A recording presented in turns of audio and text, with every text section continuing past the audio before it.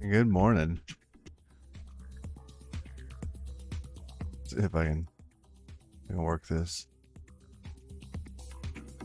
All right.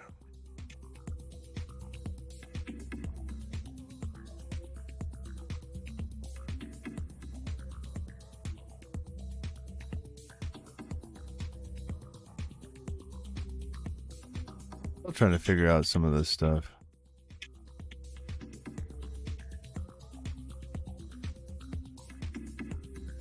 Trying to build up a little image for the starting the stream. Came up with this guy, but it's too small. It's a little grainy. Try to see what like. I'm not sure exactly what out painting is. I need to figure that out. In painting, that's my daughter. We're playing with. She had face painting on, and well, let's remove the happy bit. It has a little bit of a cartoony feel to it.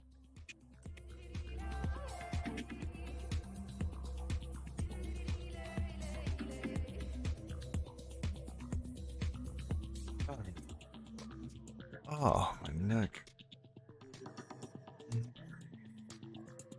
That's a little off.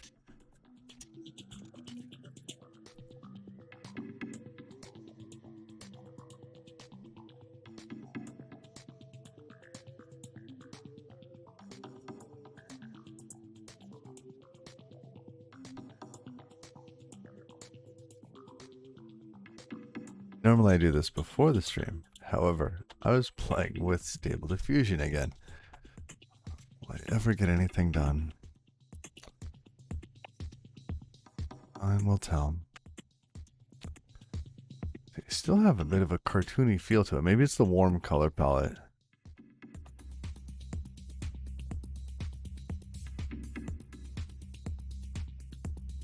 Kind of neat.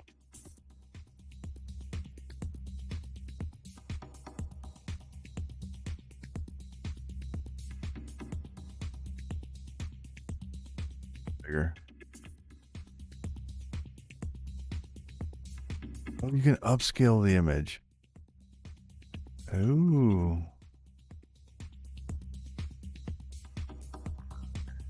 Okay, can I do that with what I'm using?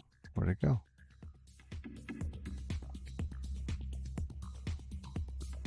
Using this one. Upscale image.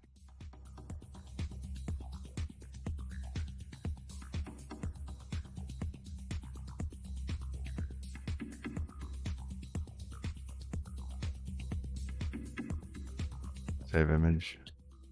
Steampunk Garage.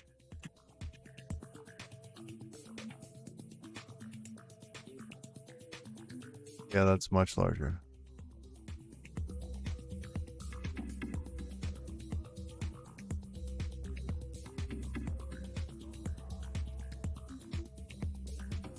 Okay.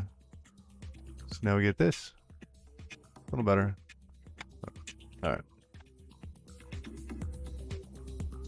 What's the other one that got? Ooh.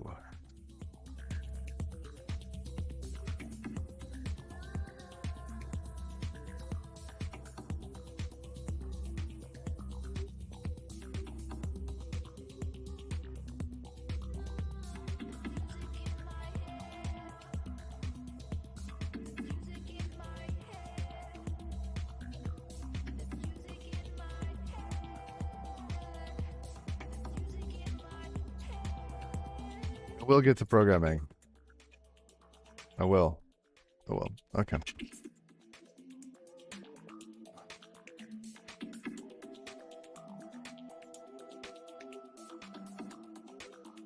This is just so much fun. Oh, look at that. That is. I could almost call that an alternator, or not. Like, but.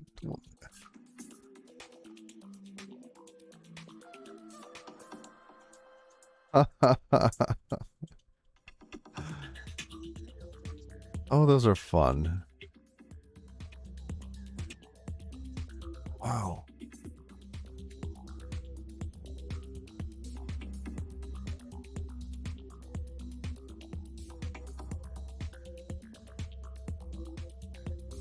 I like the first one the best.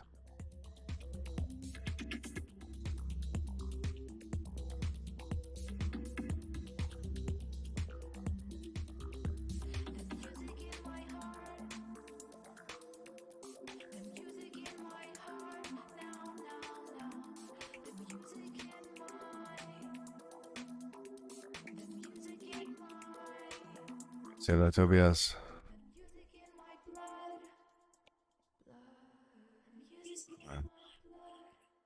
All right, to the code. Let's. Big question. Do we want to continue on the Hack Day project? Or we go back to Natter and fix all the bugs that we left open in this?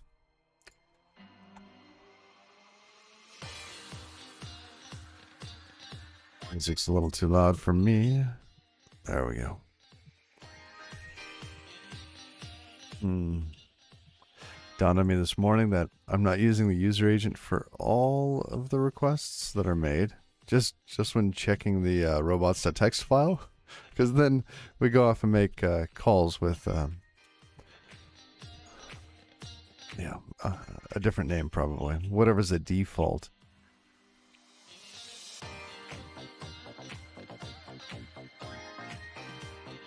The font size, right? Okay.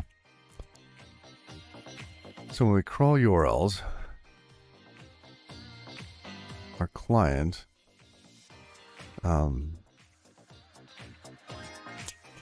we need to add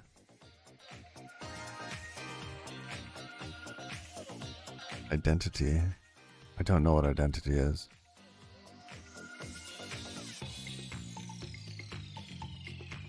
We need to add user agent. There it is, user agent.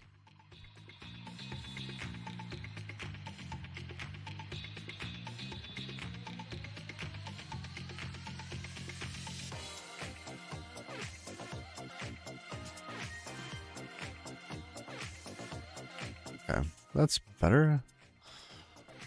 Now we have a consistent user agent or danger doc now. And anything else? Let's see. Shut it down for the night. Shall we get it running again?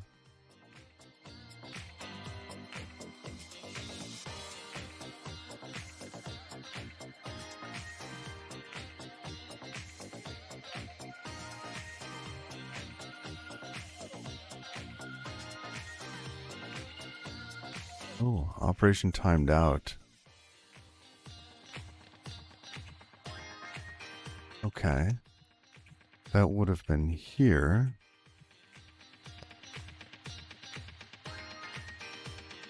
Produce crawled request.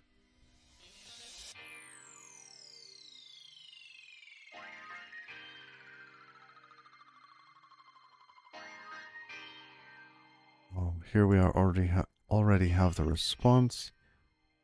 Oh, here it is.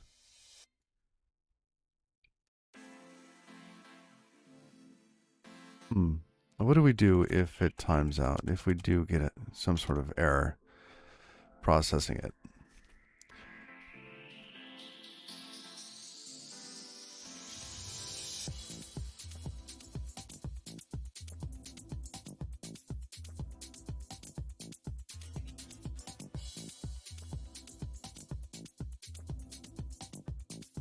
That's cute. It's not exactly what I want.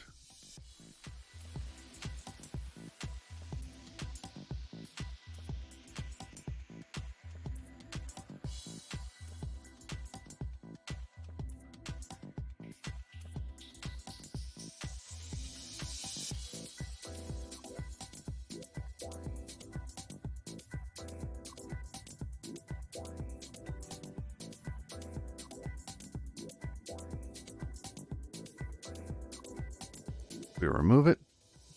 Probably not, because it would just get added soon.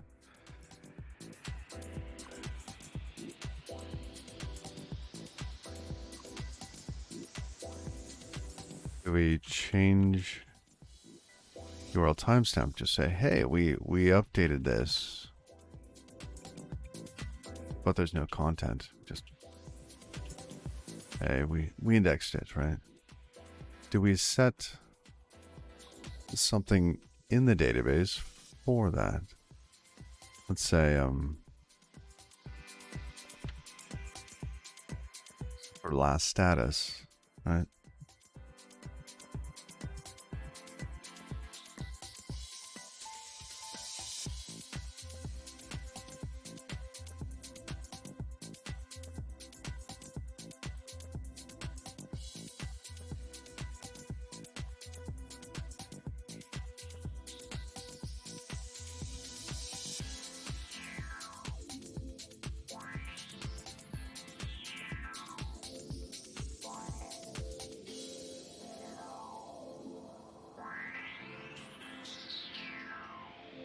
The downside to putting that ahead? I don't think so.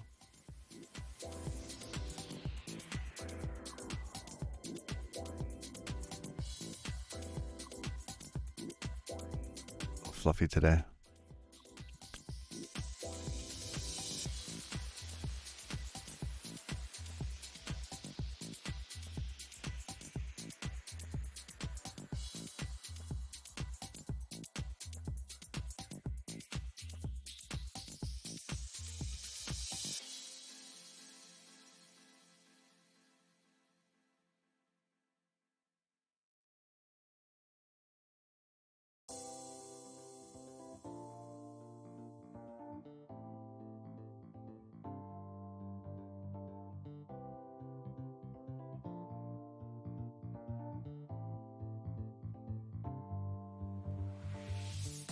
Please log it.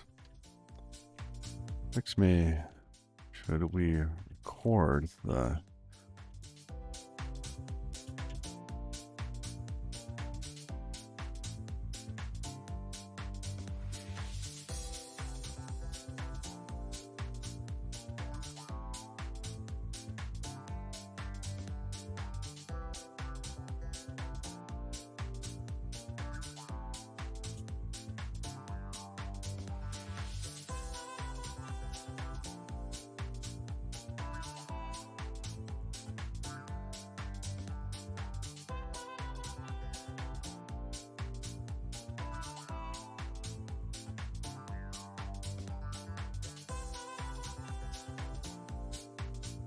It would be nice if we were only indexing URLs that were crawlable. Right? You see in here there's different kinds of URLs. JavaScript, telephone, mail tos. Let's clean those up.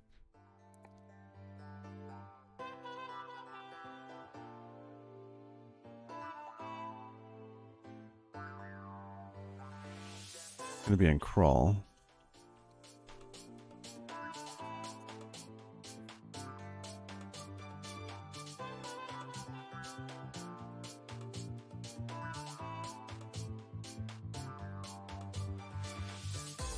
Oh, it's going to be in scrape. Links. Where's our links? There's our links.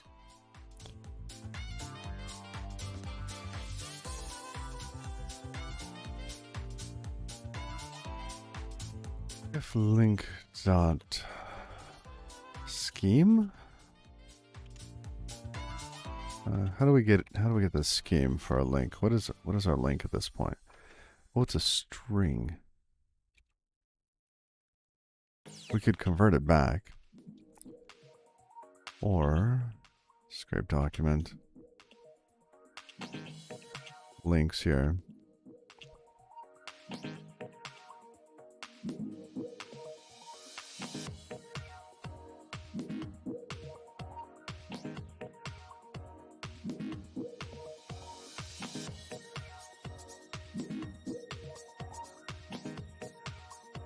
Here we have a parsed URL. Right? Oh no, that's our other one. Join takes a stir. So this is the URL of the page.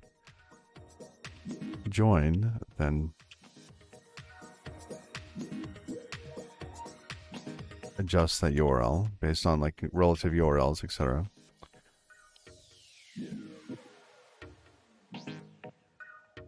Want to do something here. I need to break it into another filter map. So here we end up. Okay. Let me show you what I'm thinking. I'm having trouble saying it.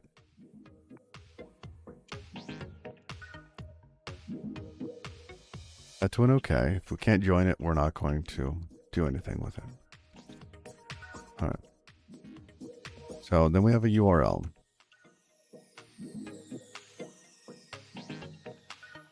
That URL,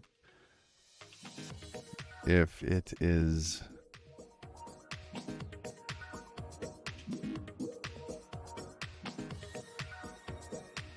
let's see if it is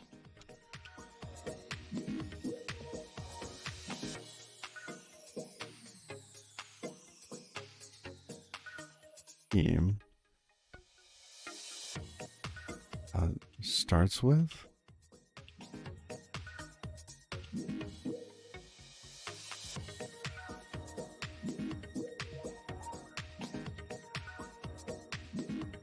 we'll keep it.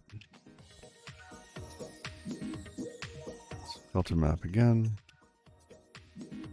Oh wait, no.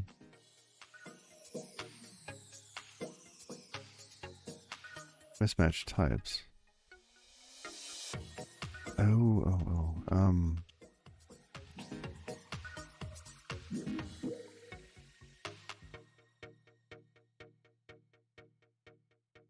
This is just a filter then. Not a map. We're not changing the type.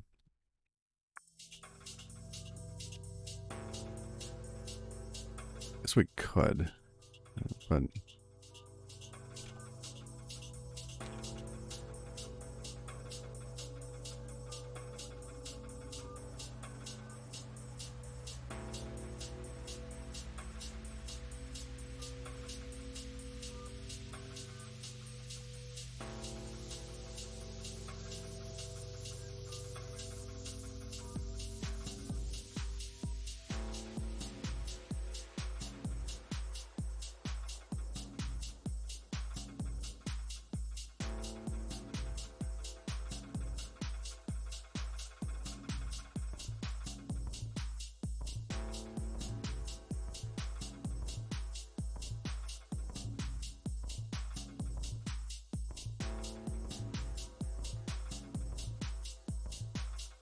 all right.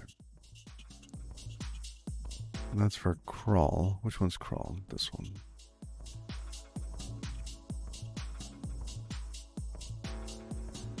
Oh, and I was trying to also figure out how to get Visual Studio and the console from basically chewing up the same thing. Let's see. Are we getting any non-HTTP? Oh, we're getting telephone still. Oh, let's see. That could have still been in there, but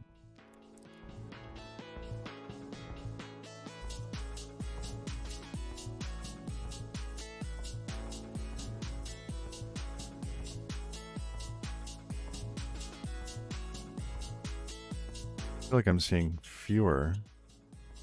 That could just be the yeah, there's telephones again. Why?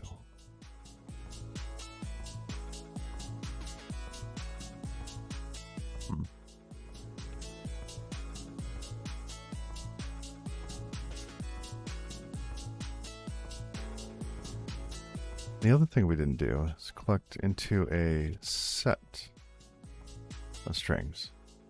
Also noticed that there are duplicates. Let's say a hash set.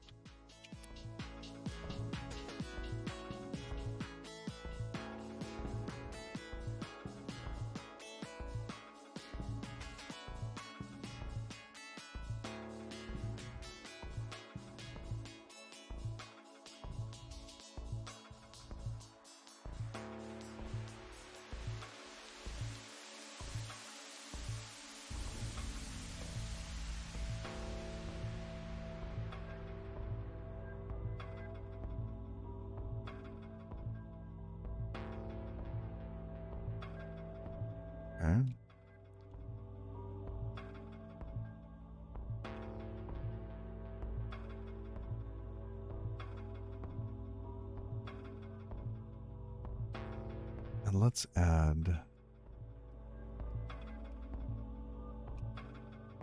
debug.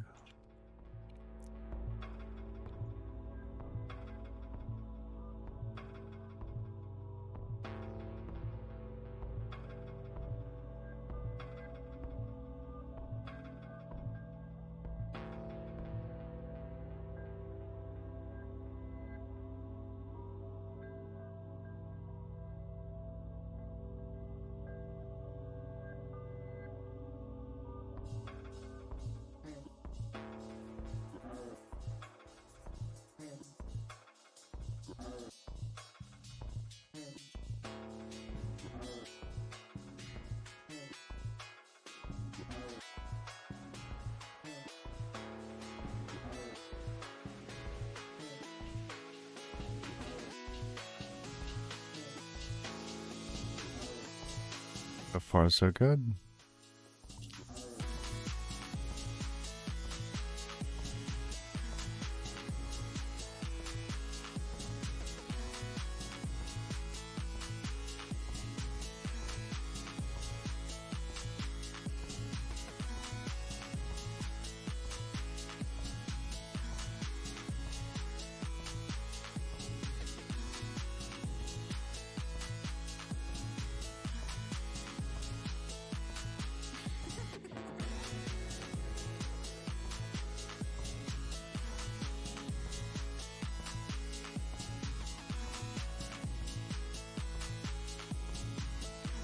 Okay. What else? Let's go back to our list. Where's the readme? Readme.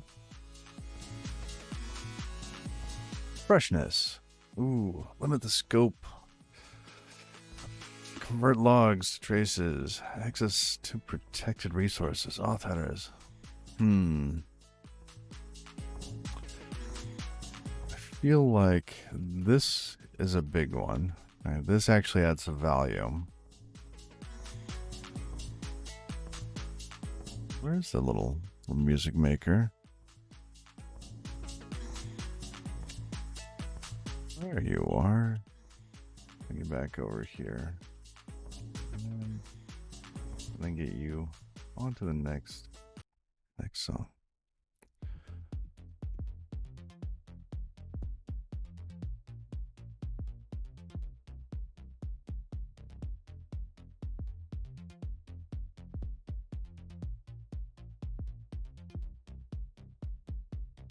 I think these two are what we want.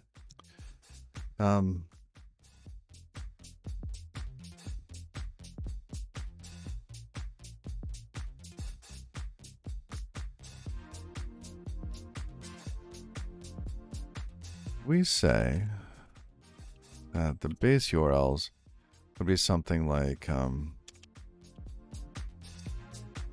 github.com/Halsey. Like somebody could say, index this for me. And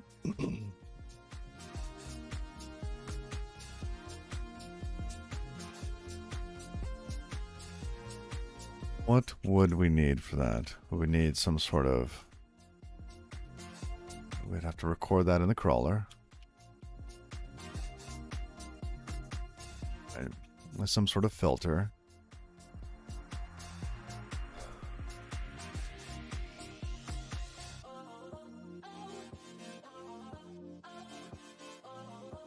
I'd actually have to get the domains out for that. Have a like how would we do that?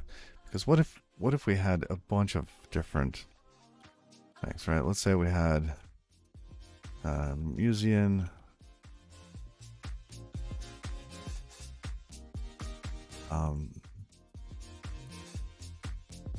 meal, right? And we just wanted to get those three. What would we do? Right? Meal. I think I'm getting, is that, I don't even know if that's the right one. Check meal memory. It is. Wow. Okay.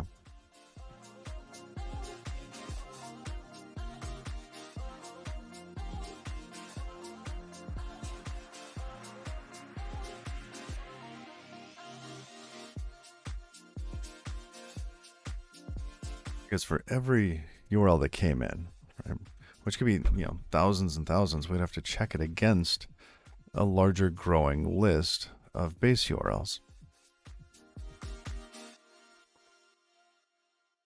Either that, or when we're producing the URLs, we check to see if they are outside of the scope that they were requested in.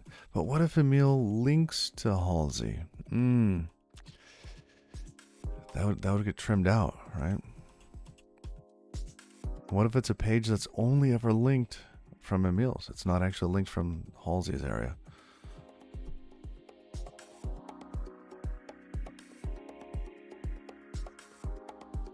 Let's say there's like an admin or something page that's never linked over here, right? But Emil does link to it. Right.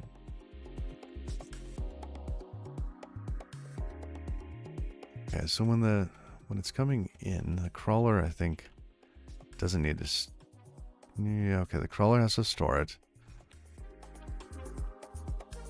And checks. Okay.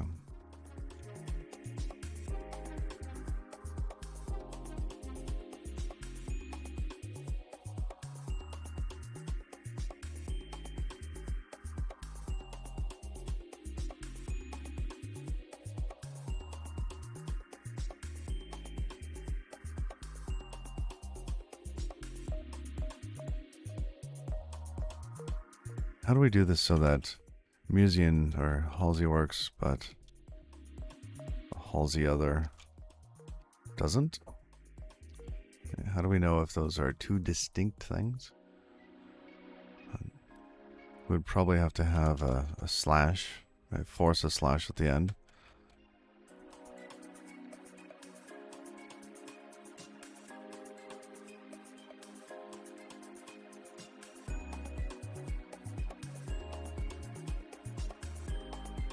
Trailing slash. We could use URL create to get the domain and then the paths.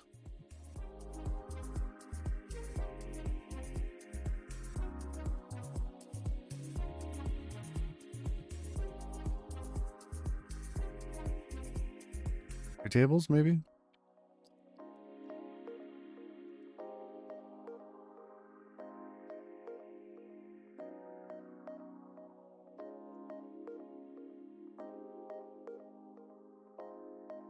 What do we want to call this? Is this like a scope?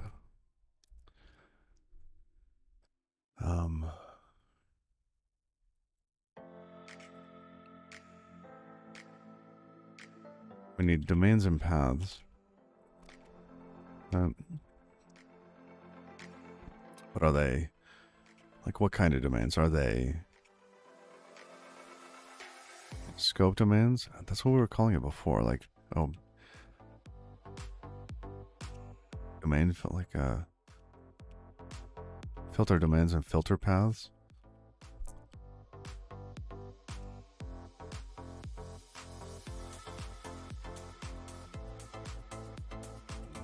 They link to each other?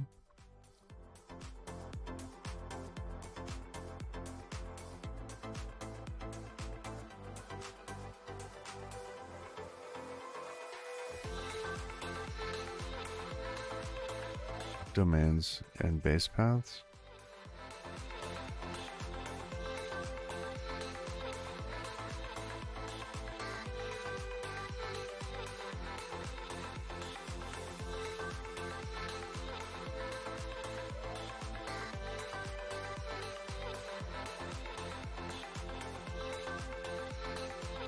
I might do that.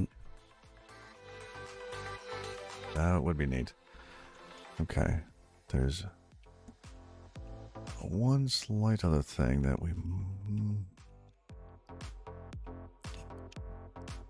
might reboot the indexer. Something just came to mind. Okay, so we got the crawler, we got the indexer, right? We're going to kill the indexer. We're going to delete its search index data. Boom, gone. Okay, and let's offset in the stream.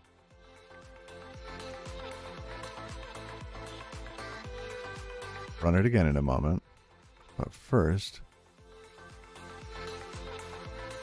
going to main in the index, because the field should not be URL, it should be link. So if we look at things like Google, what are the things you can do in here? You can't do like URL colon blah blah blah, right? You can say link colon, you know, duckduckgo.com, and then you find all of the links referencing duckduckgo.com. But for us, because I named the field different, it's URL colon, and I want it to be familiar. So we are going to rename this to link.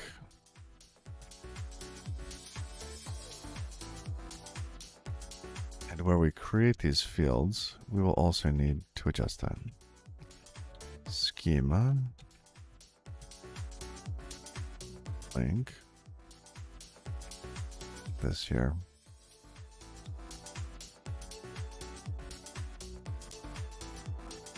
Link, title, body. Did we rename body to like text? Content, I don't know. Content fetched. That stays the same.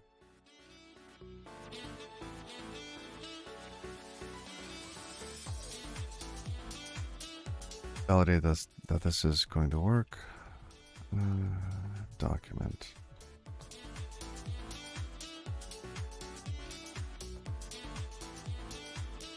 The URL, there's that mapping. This is the content that comes in. Right.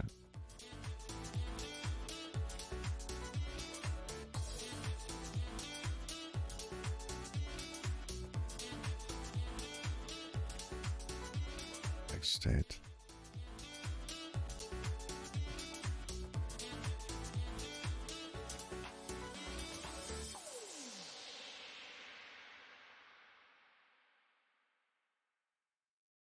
Where are we using URL? It's in a log line somewhere?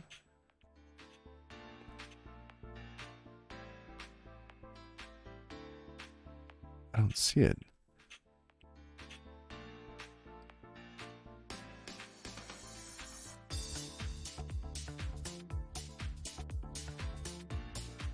Oh, wait, that was the field. Yep, okay, we already patched that in there.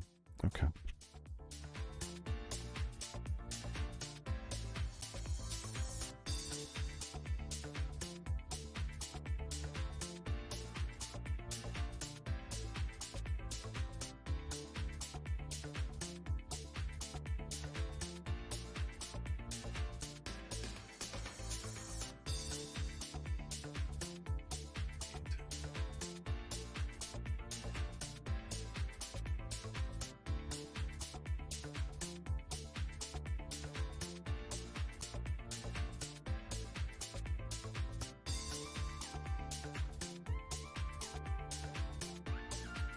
Good thing. I don't know. I'm still trying to come to terms with it.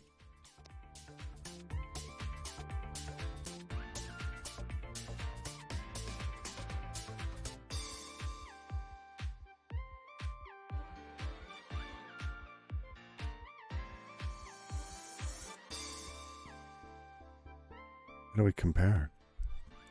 No.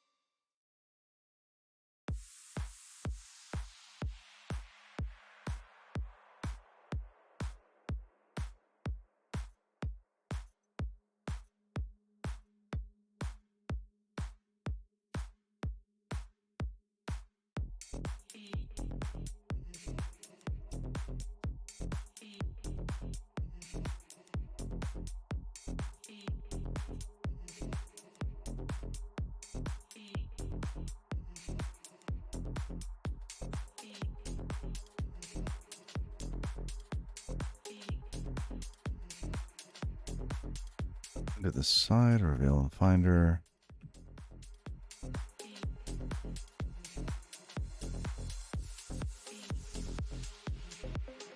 That's strange.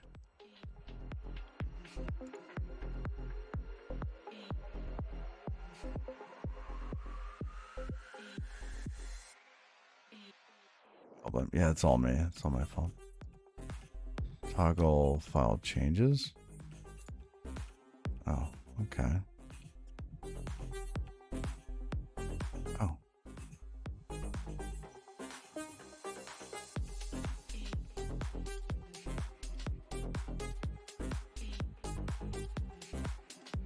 First, this should be a link.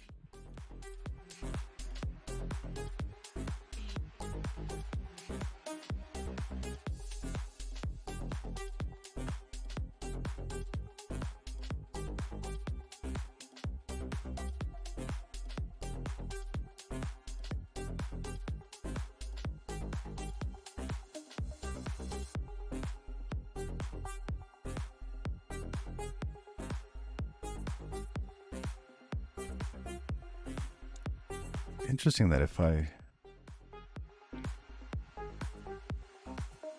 might just be fine now. Let's see. Link. Okay. Link.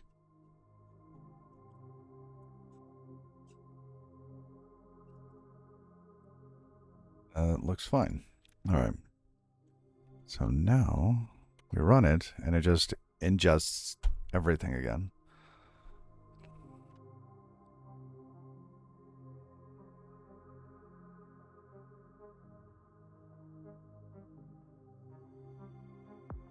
Goes. All right, that's going to be busy.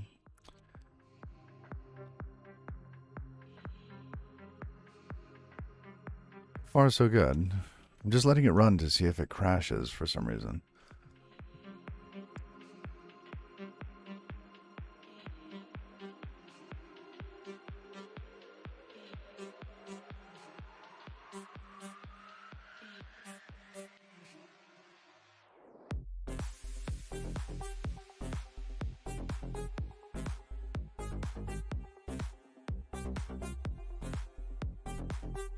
Ooh, the results are in. I can't share it, but I gotta go look. Give me a minute.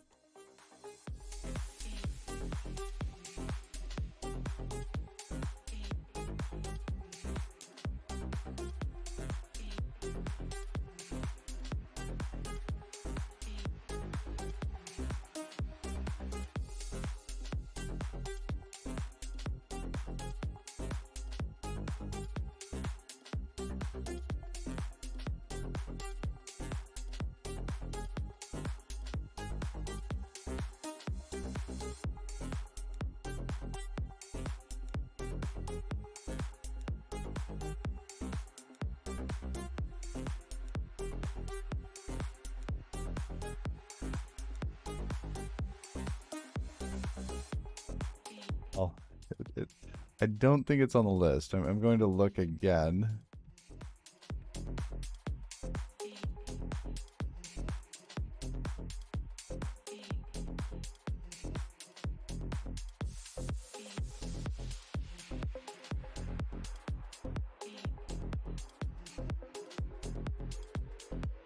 Yeah, it's just not there. That's great. Okay.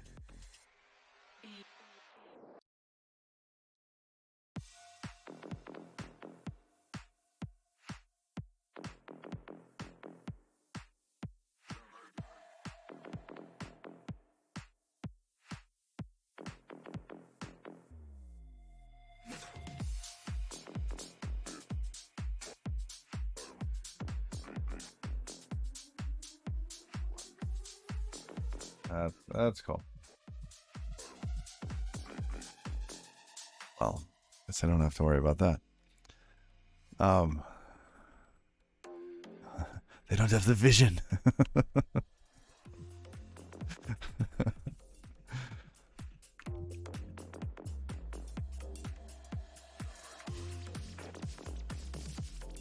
Many redirects, interesting.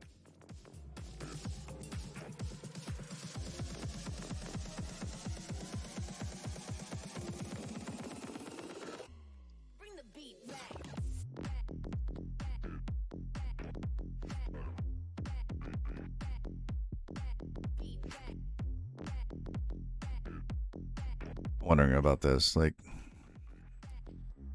these links here. Should that even be, like, a thing? Should that get stripped off? Oh, that's a tough one.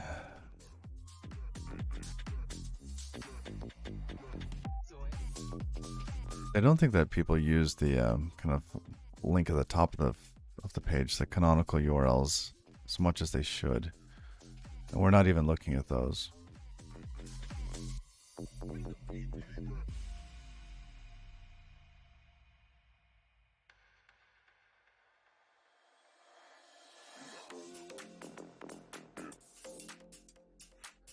Implement those real quick.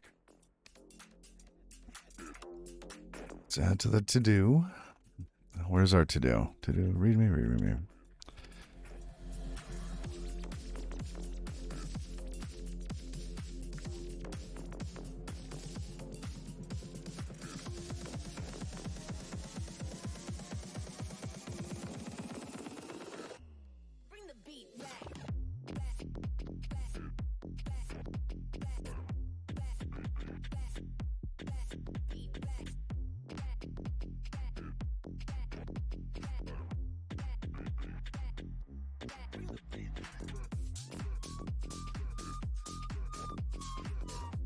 Okay.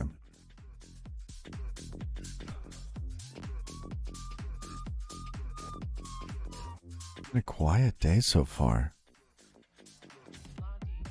Everybody just like streamed out like I am. It's like the past 2 streams were just long.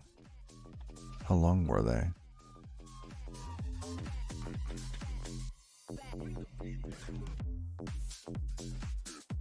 To load up the archives in YouTube.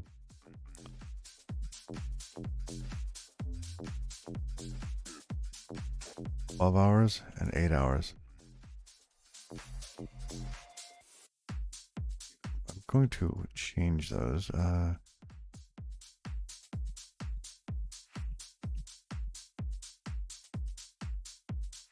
Wait.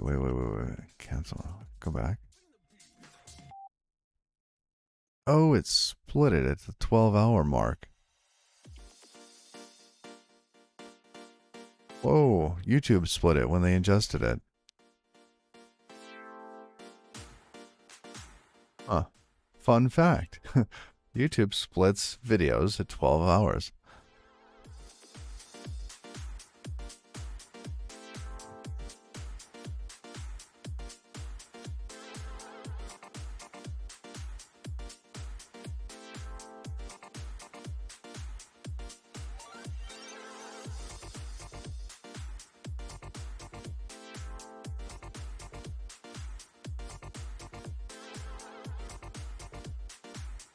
Zero of 3.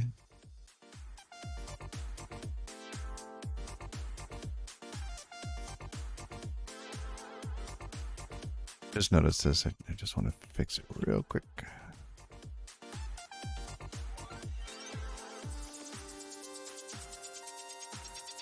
Of 3. Okay, and this. Oops, go back 1.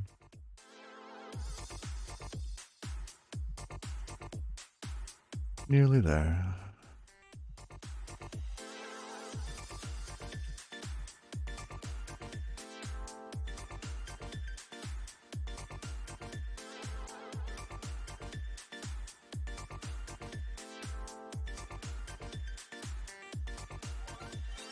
Copyright claim. Yeah, I'll have to deal with that later.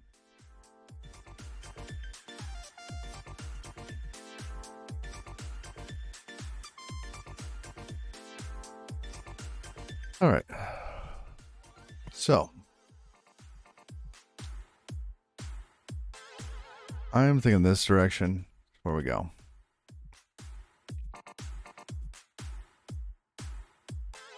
I have the ability to do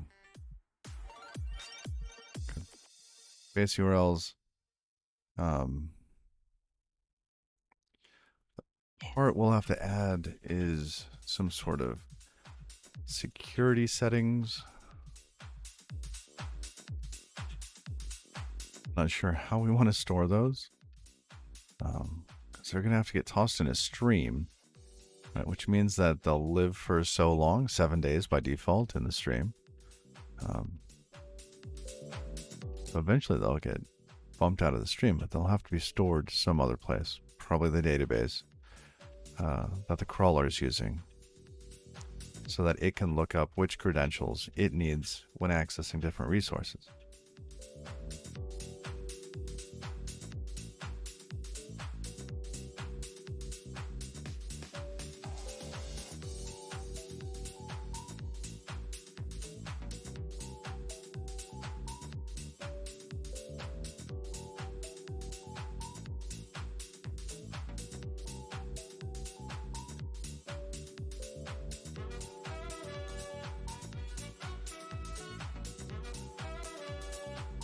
I wonder if we could have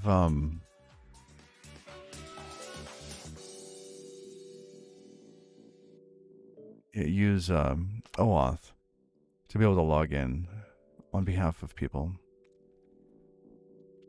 for different services. Right? Like you could add a credential via OAuth for GitHub, right? Or for Confluence.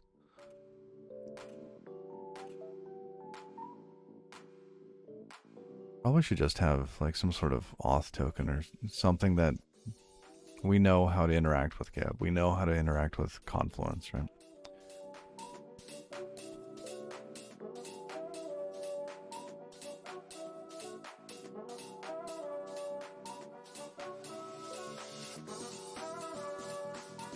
The other challenge is going to be when something is indexed,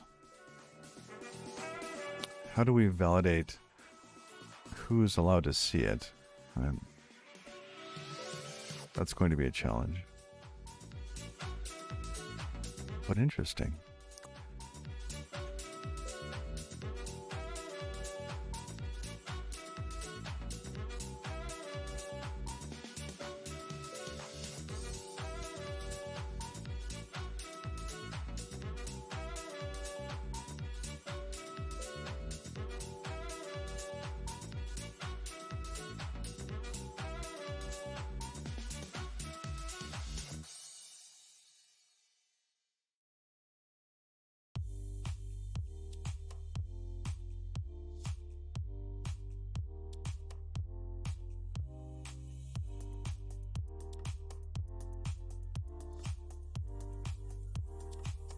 So here we have DangerDoc. We should have something on the page that says, want to index, something, do that here, right? Or login. Oh, we should probably have some sort of login so that we can associate that information with a user.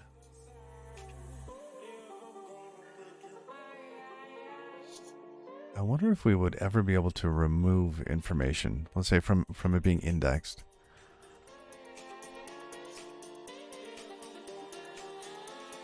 It's our index.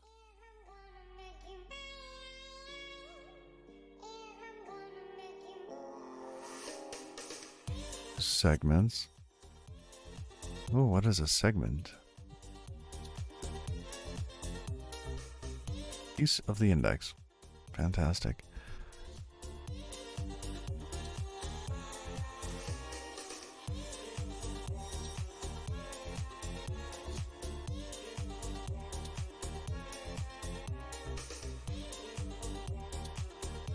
Writer. Interesting.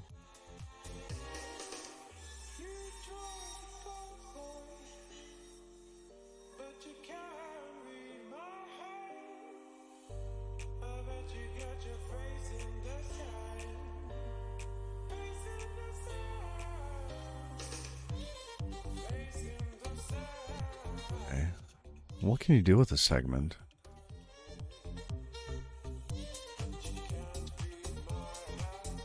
Open it. You can read it. You can write it.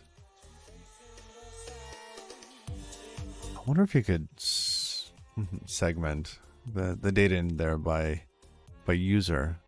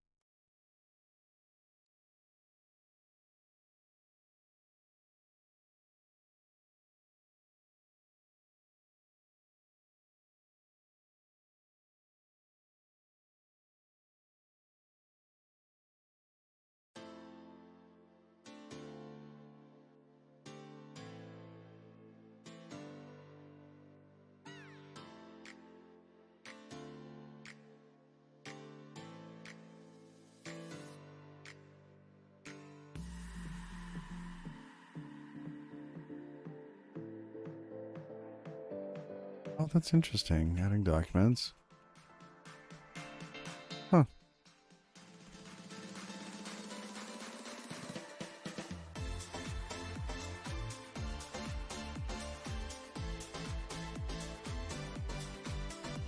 We should probably do committing. Search query collectors.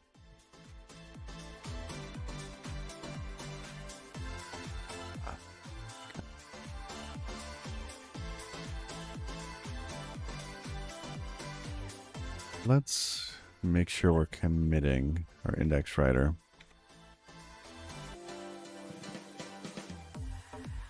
Not that one. Main index.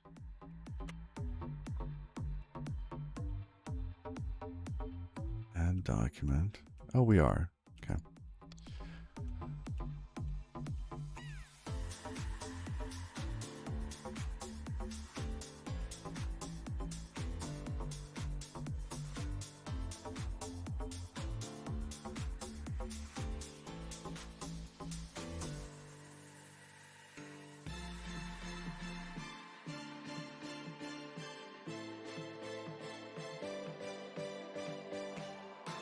No, I think I just don't have it in me to do the, I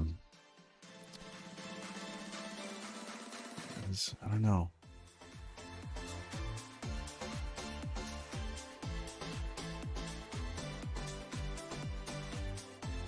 Let's do this search scope.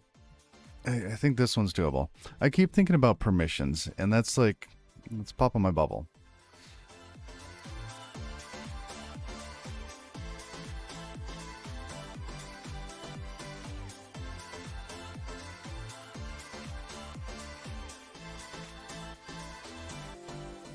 And the other thing I wanted to try. So.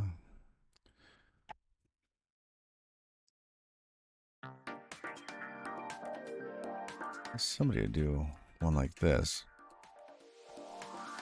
I looked kind of neat. Then they had something else up here. And I forgot what that was.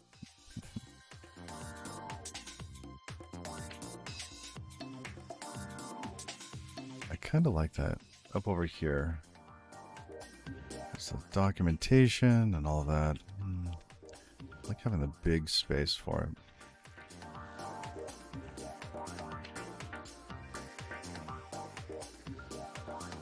Anyhow, and this could be more transparent, I guess. All right.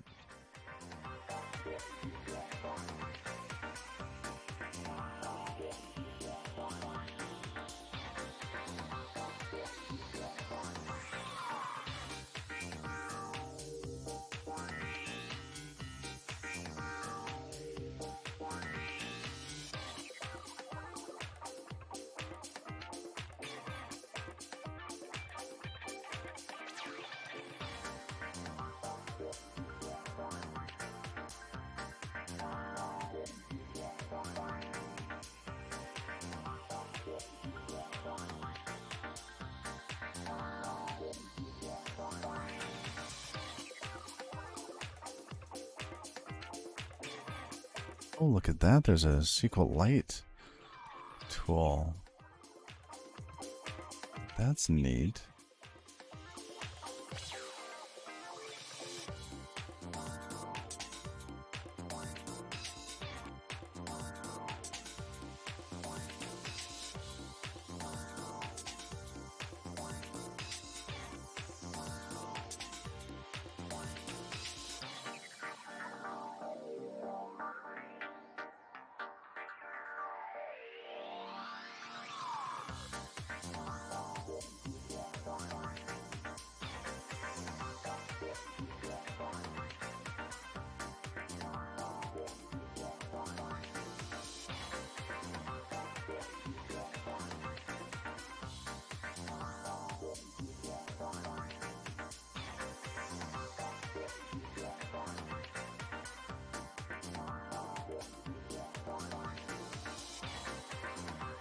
Oh, look at that.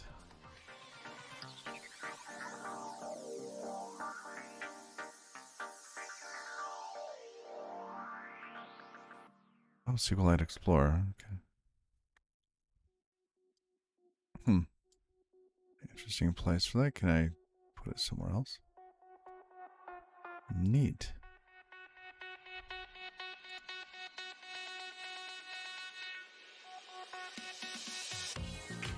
Robots delay. URLs. It's having trouble with that one.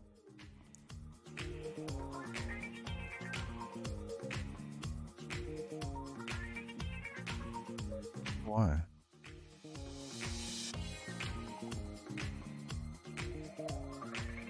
Okay. I can browse.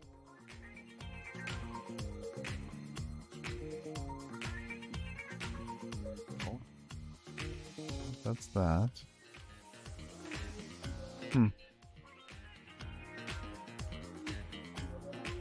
Enough space? What is it? A new query.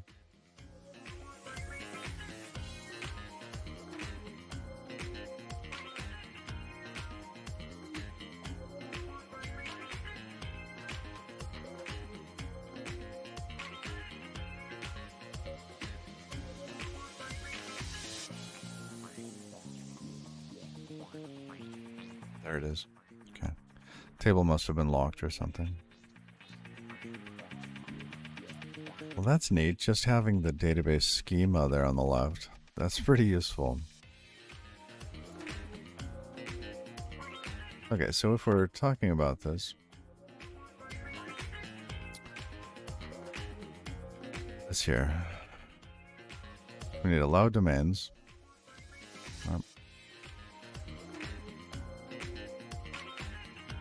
That is going, basically it's a filter before something enters URLs. We allow domains and allowed base paths. So someone would submit a URL, and then it would go into these two new tables.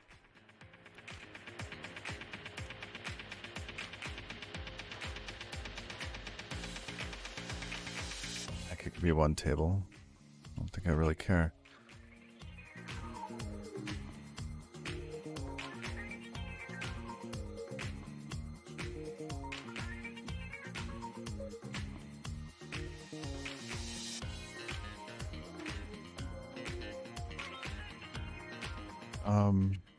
Can SQLite do value list? No, it can do like JSON.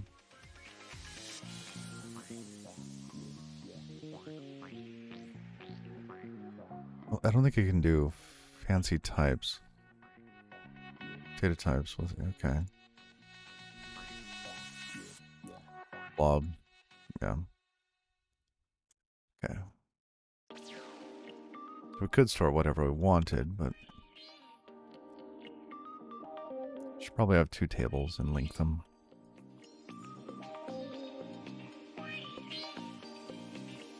Okay, so what is this going to look like? Let's add a migration.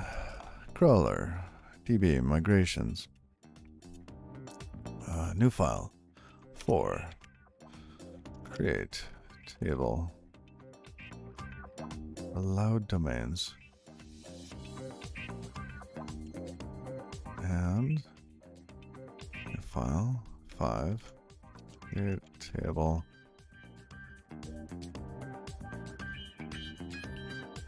allowed what?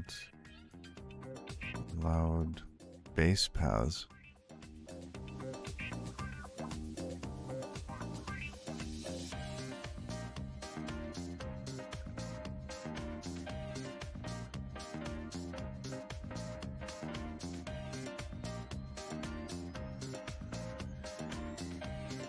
What do we want here? We want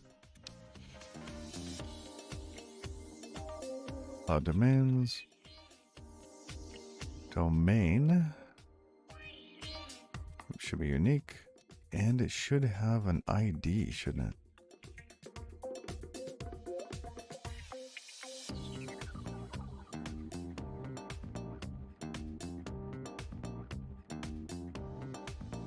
How do you do auto incrementing primary IDs?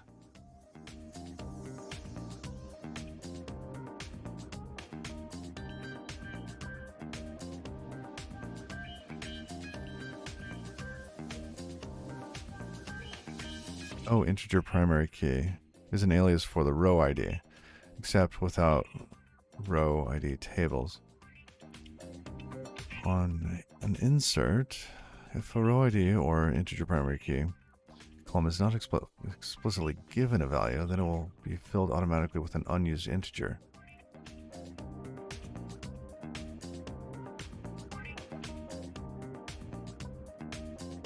Auto increment keyword appears after integer primary key. That changes the automatic row ID assignment algorithm to prevent the reuse of row IDs over the lifetime of the database. Oh, I see.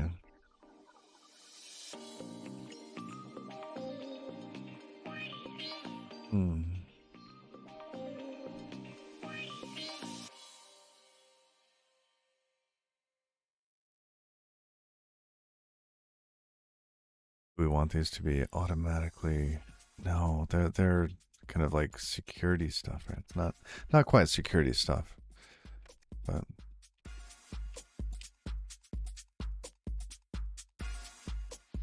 hey, Miguel America, how you doing? Good morning. Oh, we need an ID.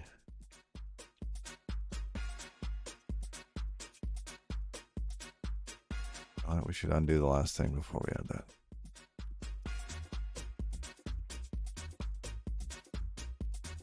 Nice BGM. Background music? Oh, thank you.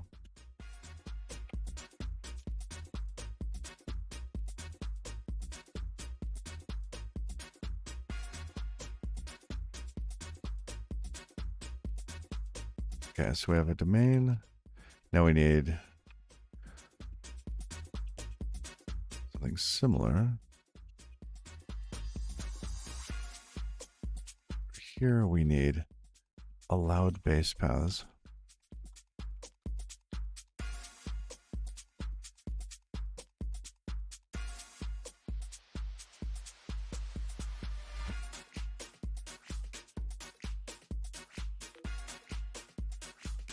How do we link? Does SQLite have referential integrity?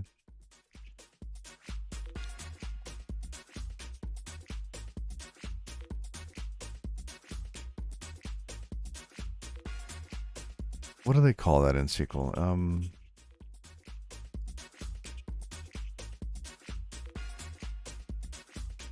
Documentation.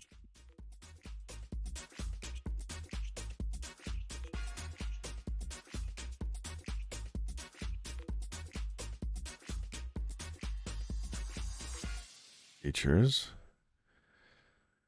Foreign key support. That's what it is.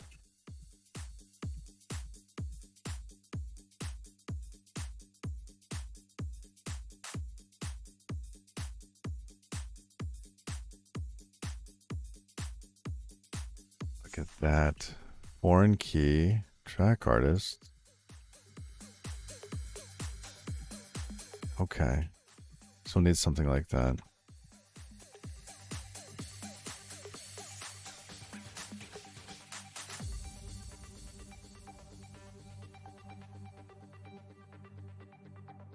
this is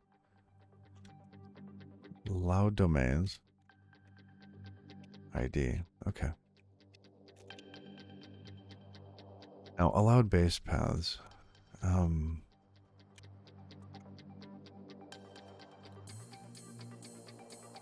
It is not unique.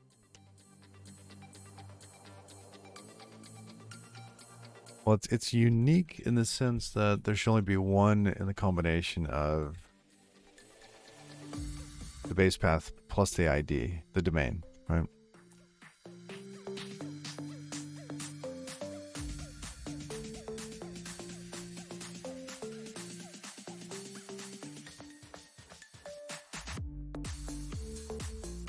How do we do that?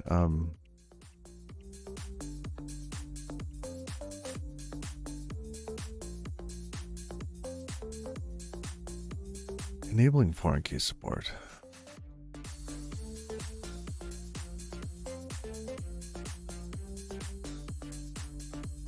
What other features are there? Backup API, foreign key indexes on expressions. Ooh. Partial indexes, interesting.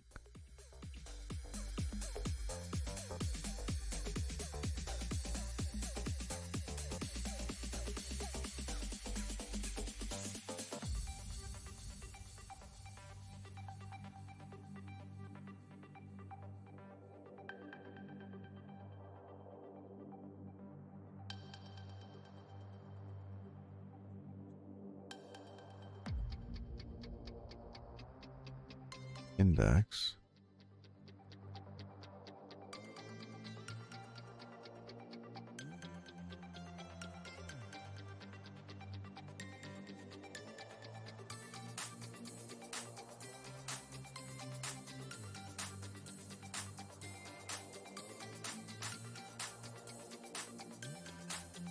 Highlight multiple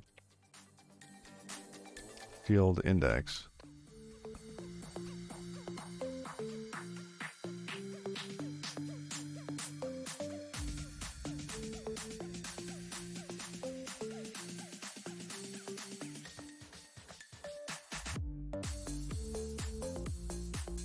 Schema, try something like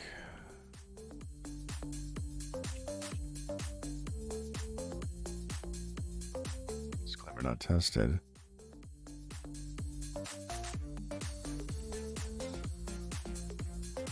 Then I create a unique, okay. Create unique. Can we do that in the same migration? That would be great if we just have the second thing here, but I don't think we can.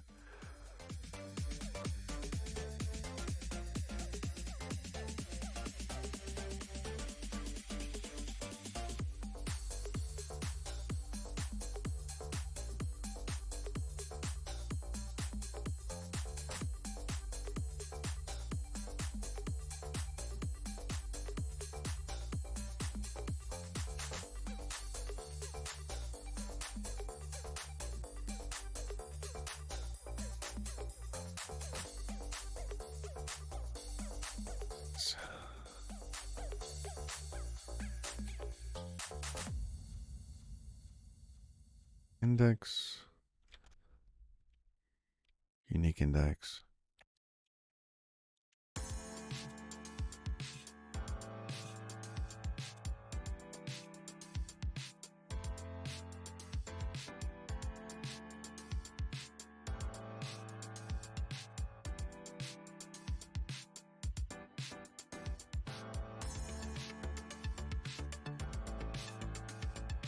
Okay, so we have our allowed domains, base paths, other stuff. Okay. How do we get this information from the front end or wherever it shall be configured into this?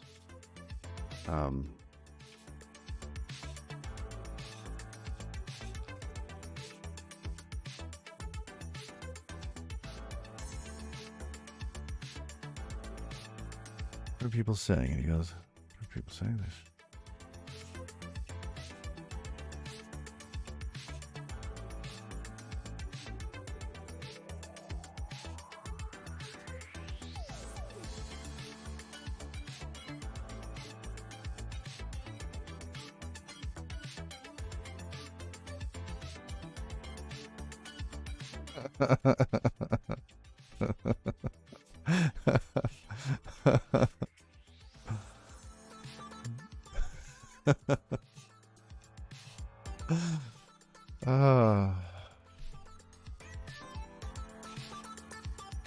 Zelensky told a war joke. It was funny. Is that actually from Zelensky?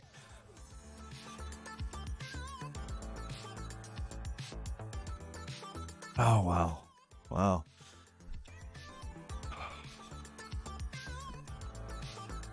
And Zelensky is kind of an interesting leader, right? I have a bunch of friends that are in the Letterman show. Zelensky was on Letterman? Doesn't he have a war to run?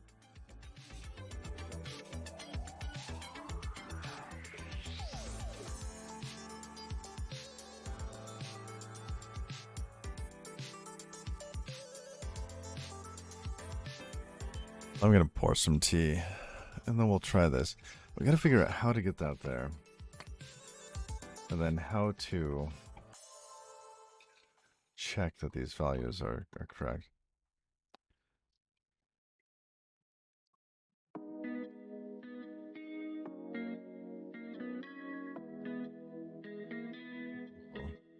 Yeah, well, charitable souls might say that going on Letterman is running the war. Oh, that is... Yeah. Popularity has quite a bit to do with war, doesn't it?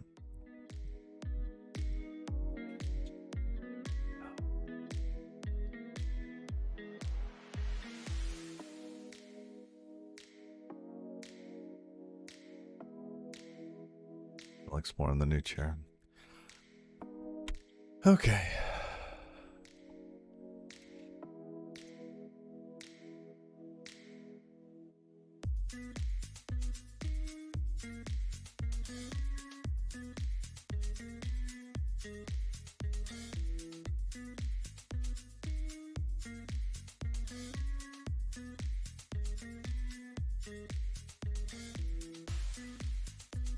Nice over. Yeah. I don't know if it's all that spicy.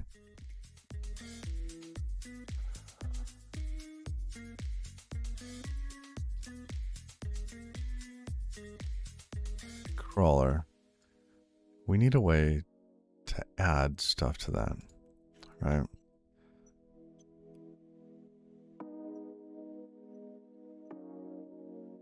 How does a crawler get this stuff? It needs to connect to Fluvio for a different reason.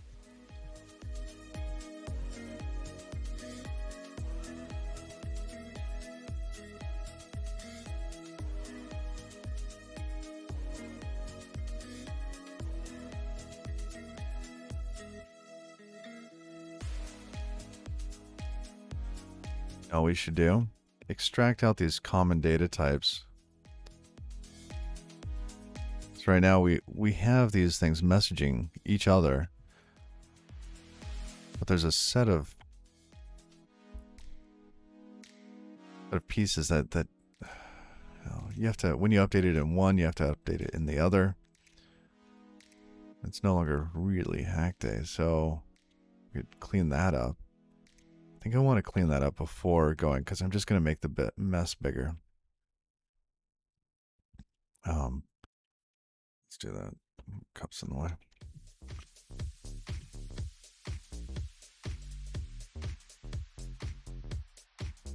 Go new types, new lib.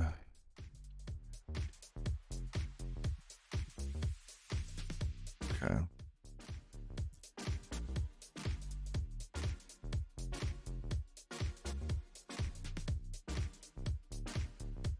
One other thing.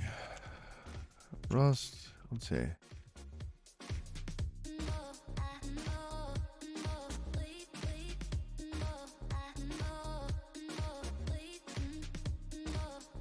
Yeah, this. Cargo check, blocks, debug builds.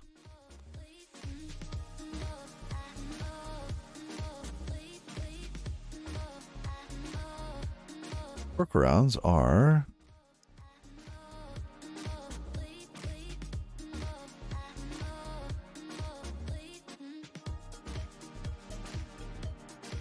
oh wow.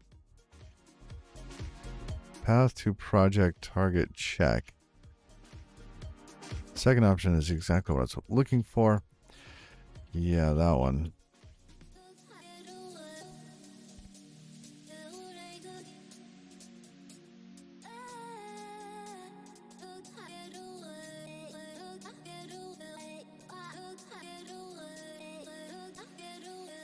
Let it show the target folder. Does the cargo build that runs after check has finished?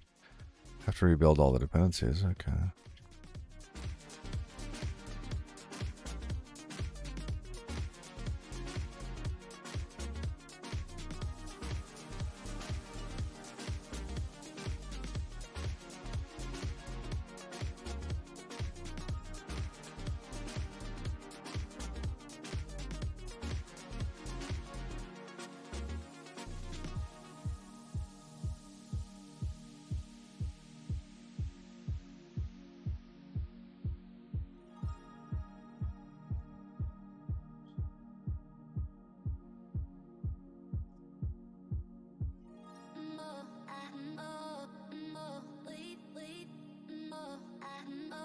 This is the bevy guy, right? Cart. Oops.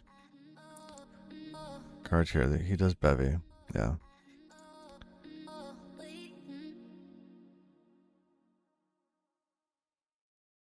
Another solution workaround idea is would be for Rust Analyzer to use the normal debug builds for dependencies so that the cargo build can just reuse the work Rust Analyzer did. I had this all set up for NeoVim.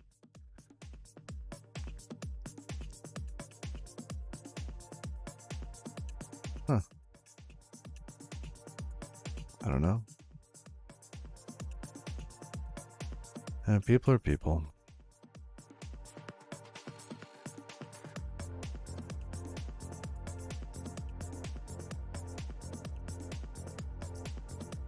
Yeah, I dislike that becomes people's identity, right?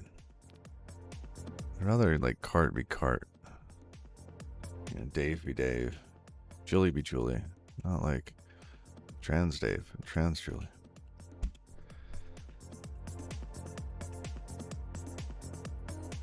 No, it's fine. I just, you know, I try to love people for who they are, and it can be challenging even when it goes against my core. But I believe that's what I'm supposed to do. So.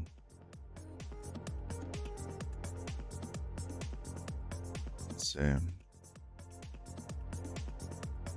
runs cargo check by default. Yeah, and seriously, don't worry about it. I think it happens to a lot of people.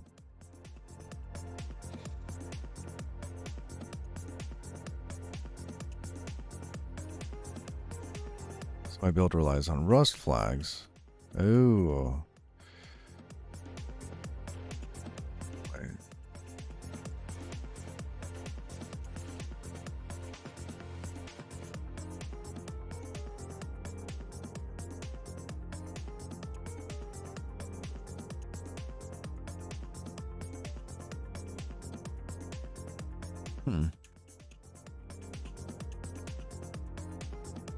Extra ENV.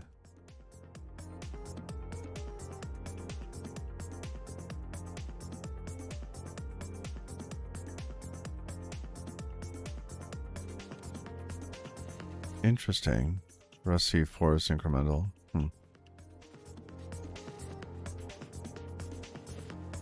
But certainly Rust flags related. I'm not using Rust flags.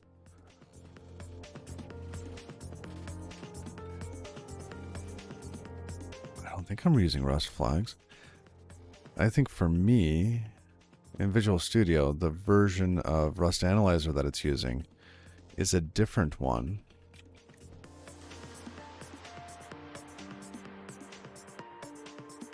I would rather it not be packaged with the plugin I would rather use a different one. Here, let's go to this here. Let's get rid of the bottom piece. Okay.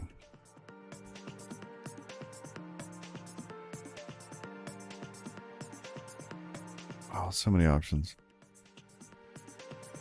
So Rust up, install the Rust Analyzer extension. Okay, let's look at the manual. Click, copy, paste.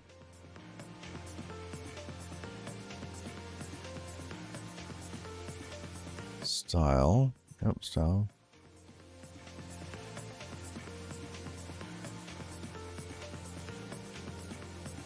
Run slow tests.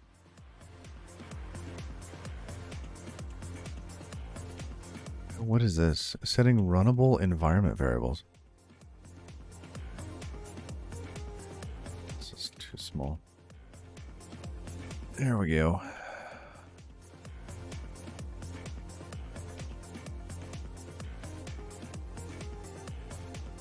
Compiler feedback from external commands. Instead of relying on built-in cargo check, you can configure code to run a command in the background and use Rusty Watch problem matcher to generate inline error mark. Okay.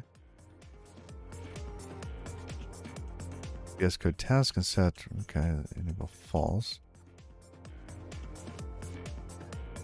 Oh, interesting. I wonder if this would.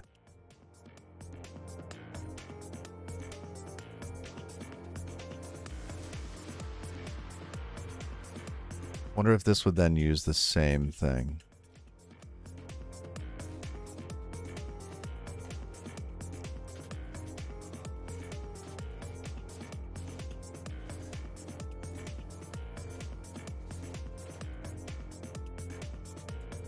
All right, let's try this.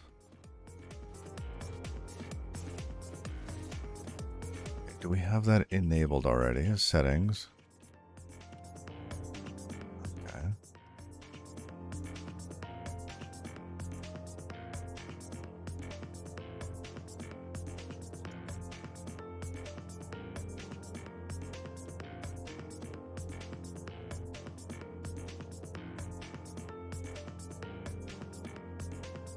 What else do we have? Rust Analyzer.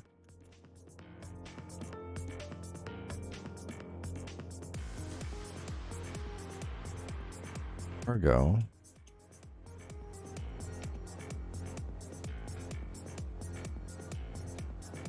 Cargo Runner.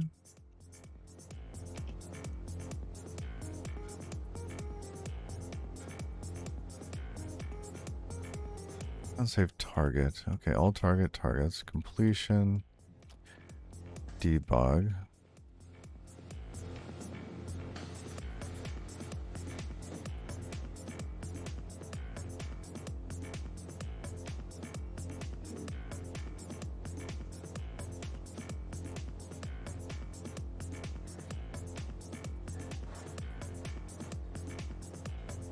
Restart it.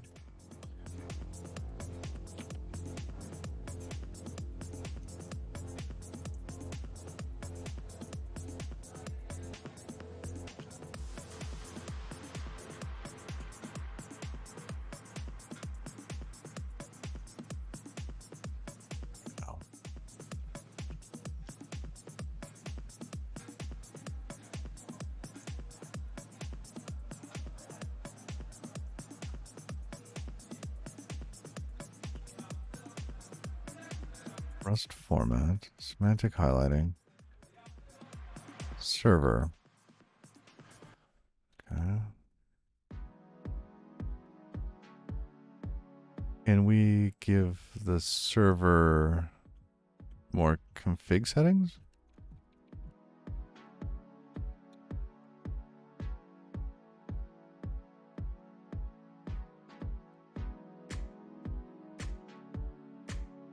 Hold on.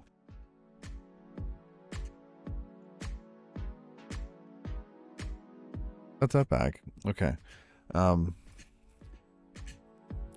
We don't have... we're still...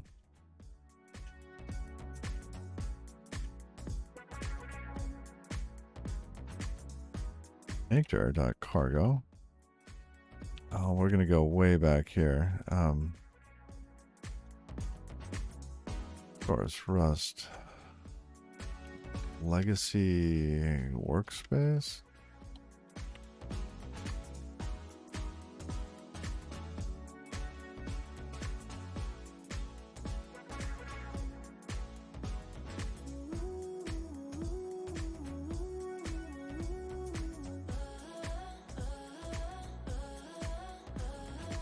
It's not there.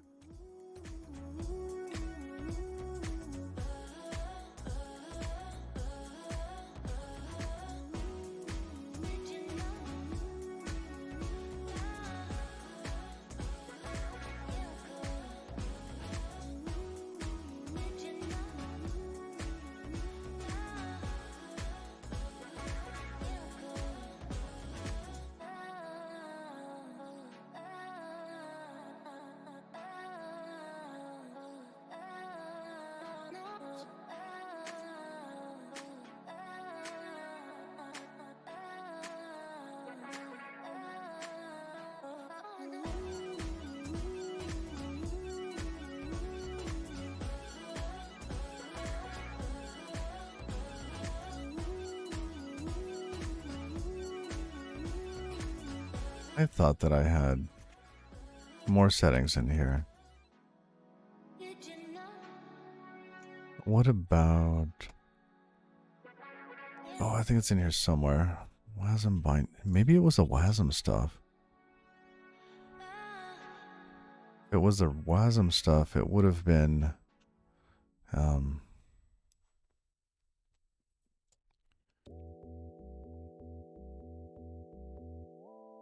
mimeograph.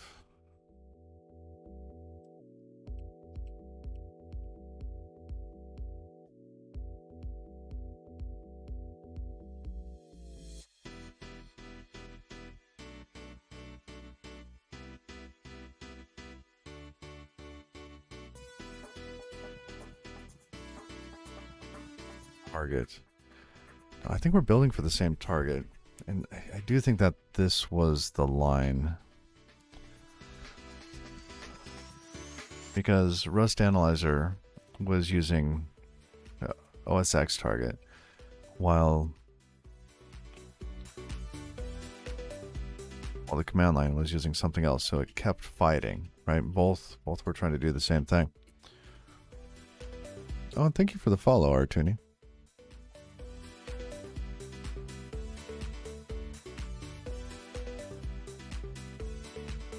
Well, if that's not it, let's go back to this discussion.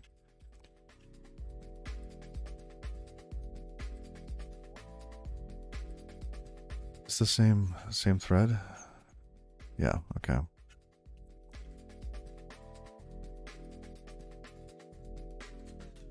Hates you for using feature gates? Oh, interesting.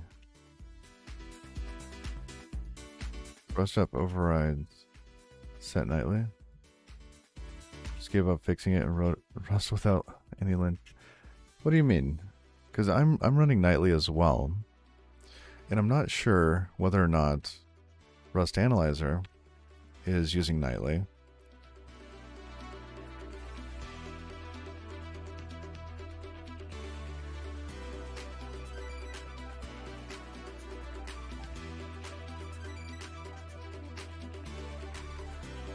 Is kind of the opposite. Stability seems not good with default nightly Rust. Okay, 2 years ago, blah blah blah. That was a Rust Analyzer bug and it got fixed. Changing the Rust toolchain doesn't have any effect, but an update was published today. We'll use whatever Rust up tells it the default for that project. Okay. Oh. Let's try this.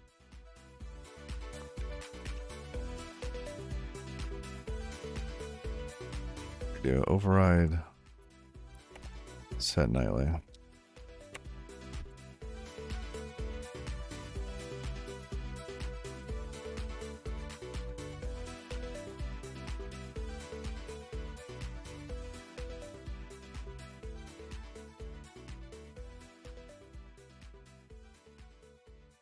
Wonder what it did.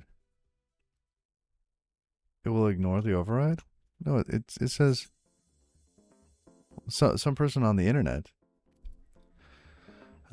says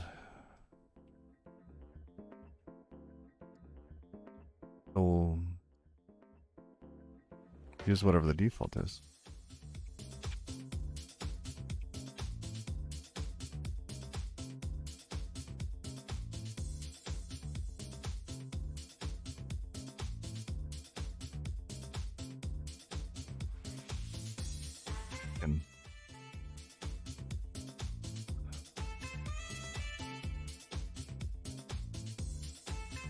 Okay, so this is running.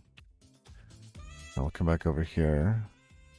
Let's try to run this. Let's go to Fluvio again. You can get it to not ignore the override. Please tell me how, because it's been driving you nuts. Oh dear. Okay. I do it again. Yeah, see, this should have already, because it's fighting with Rust Analyzer. I don't know why. But only for a couple of projects, for like Fluvio. Crawler has a lot of dependencies. Right? So why is it just Fluvio?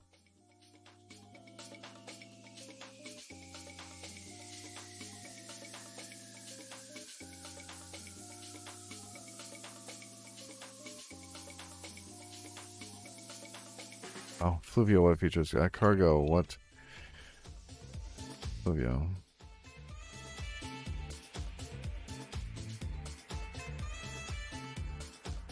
I don't see anything there.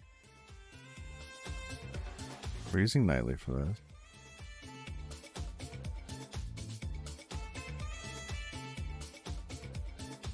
That's an old thread. Let's get rid of that one.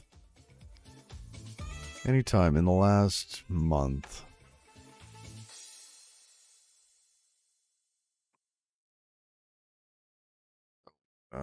We missed it.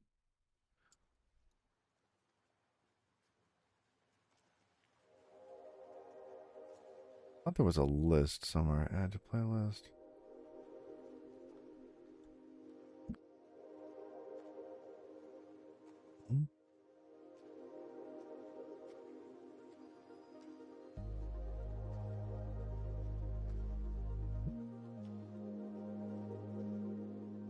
Recent listens. There we go. I've been trying to figure this out too. Because a song will end and I'll think, dang, I enjoyed that. Right? Was it this one? The old disco?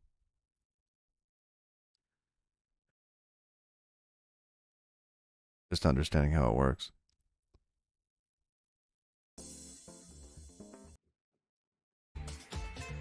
This is it. Okay, thumbs up. No.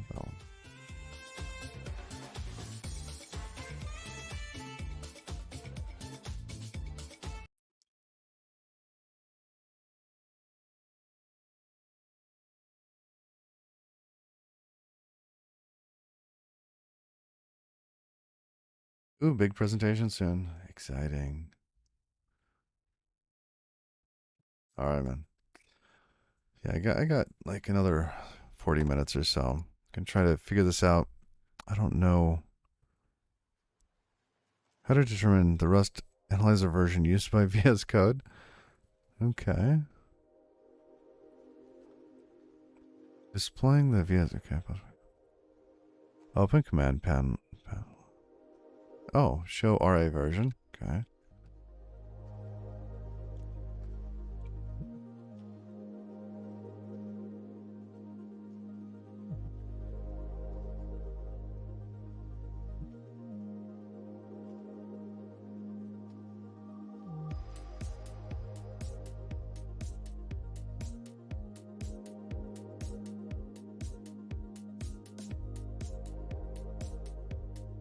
Interesting.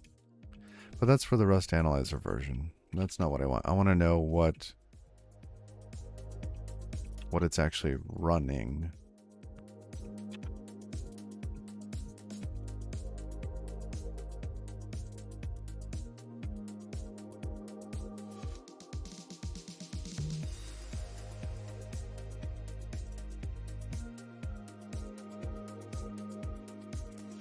View crate graph.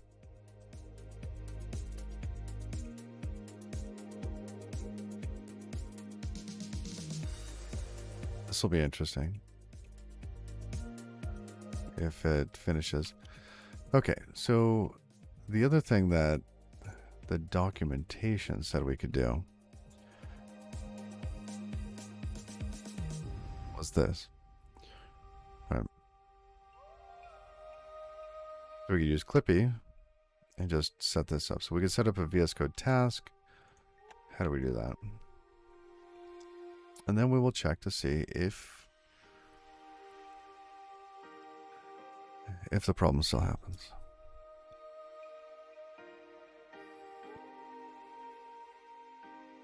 Okay. So my command line. Oh my goodness. Integrate with external tools via tasks. Yep. Okay.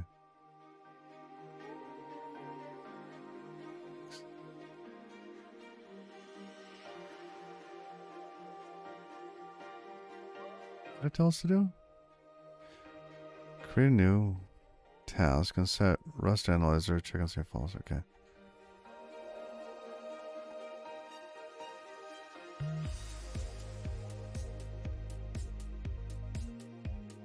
Okay.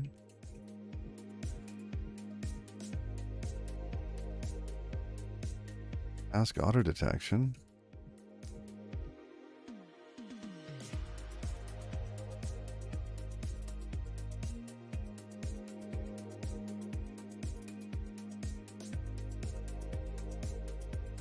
Your default build task from the terminal menu.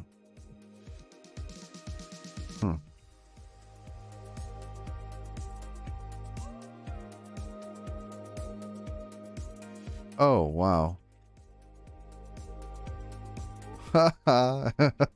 Did it. Okay. Now we know what took so long. Okay, let's close that. Task. Configure task. Configure default build task. Configure task. Manage automated tasks. Terminate task. Okay, manage automatic tasks. Oh, that's fine. Tasks. Configure. Open user tasks. Open user tasks. Others. Okay.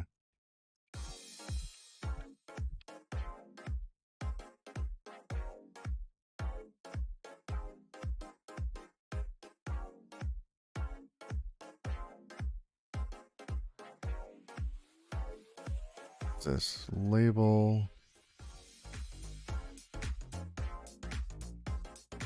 I don't want this file.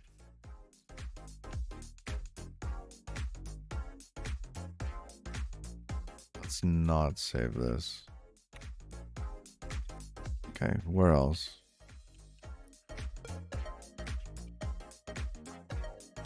Your task.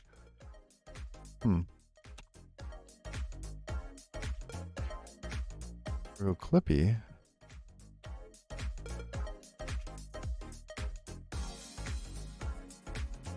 Where is this? Oh, it's right next to it. Tasks and JSON task.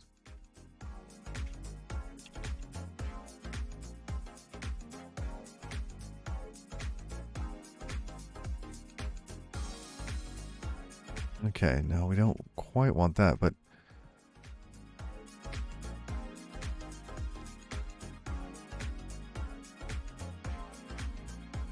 to get rid of that.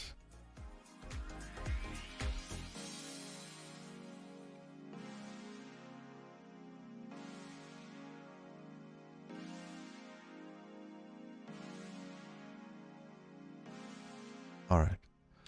Tasks. Watch, build, shell, cargo watch. Is background true? All right, let's see. So if we change something here. Whoa. Let's just save the file. Oh, and we have to change our settings.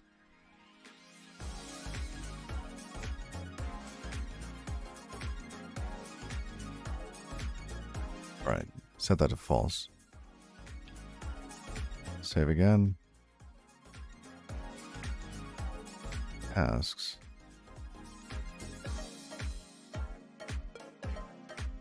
I imagine because it's a background task, it should just do something, right? Let foo string equals unit.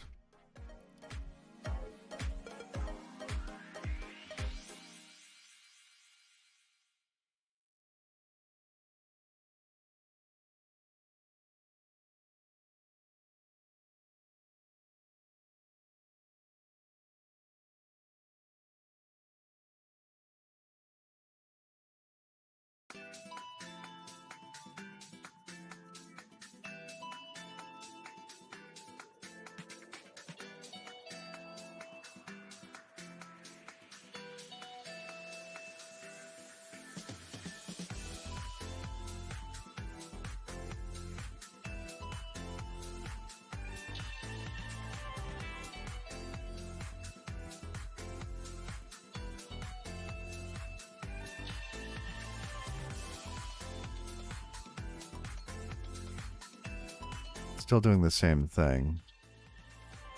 We have to build it over and over again.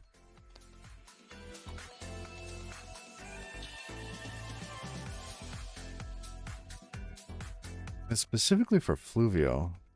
I wonder if Fluvio has something.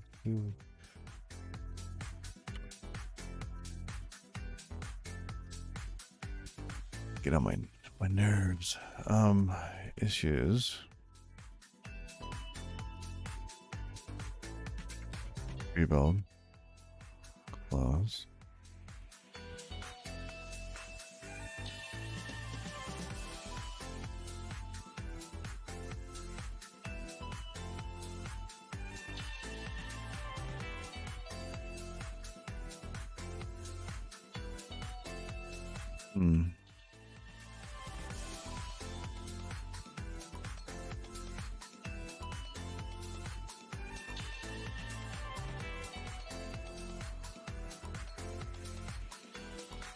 Build. Yeah, this is going to be the same 3 build. Yeah, same thing.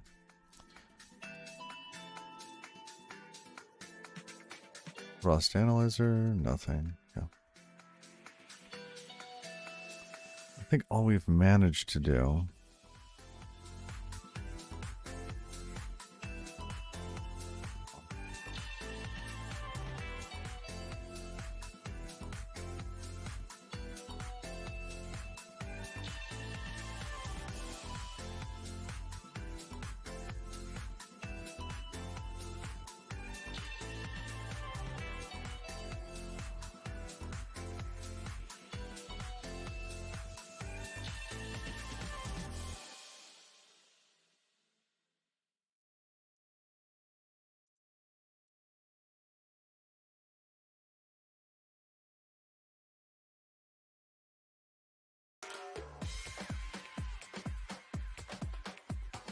at least do this.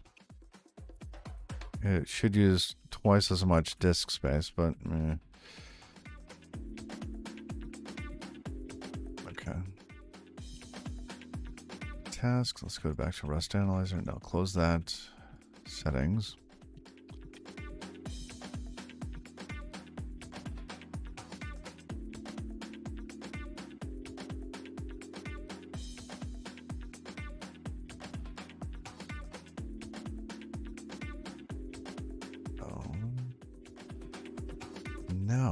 Save.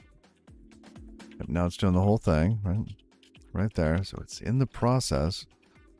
I wish that was in crawler. We're in crawler here. Compiling Fluvio. It's doing them both at the same time.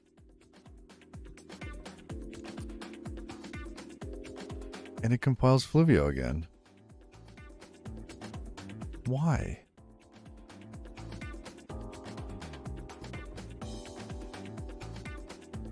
this just a Fluvio problem?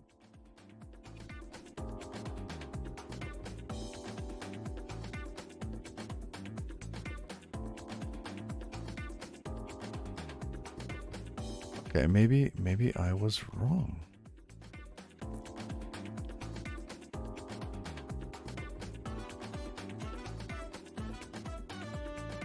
Why does Fluvio always rebuild?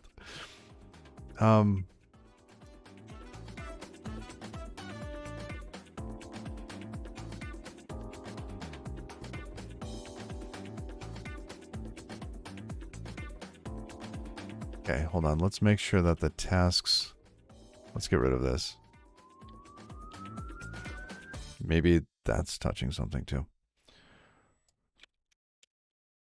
Tasks.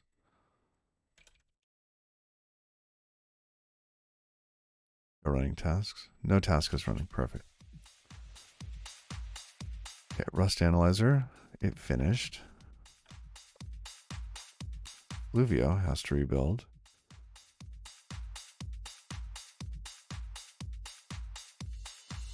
Wow.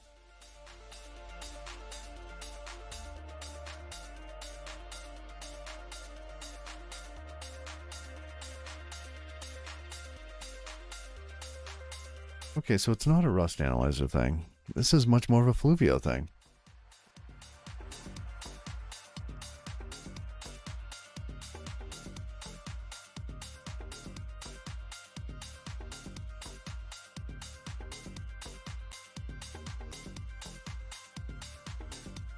Can run check. That'll process everything. Then going to turn on logging.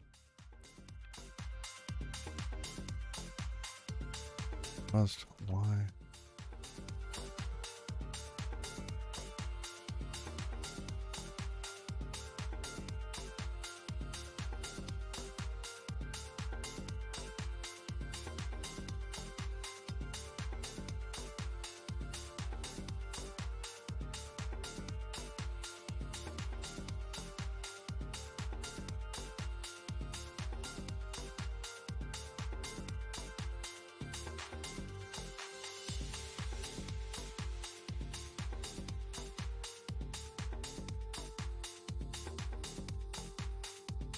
We could try this force incremental piece, but I don't think that's our problem. Okay, so we do another check, and it does Fluvio again. Same behavior. Okay, Rust log.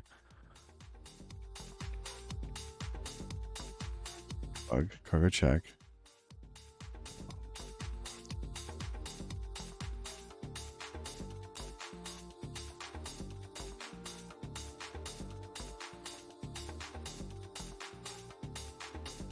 I set Rust log to cargo equals debug.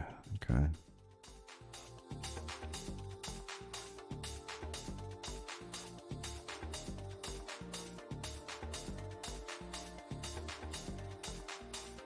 Nothing. Cargo trace.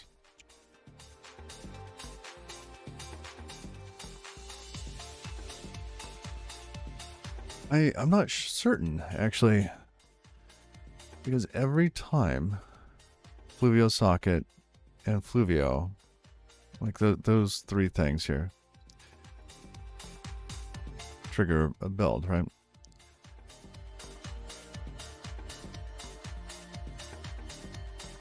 I want to know why.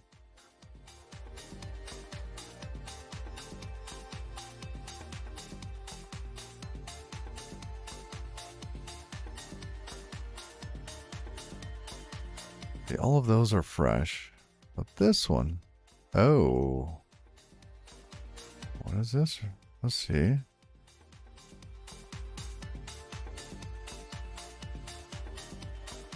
OpenSSL. Oh, interesting.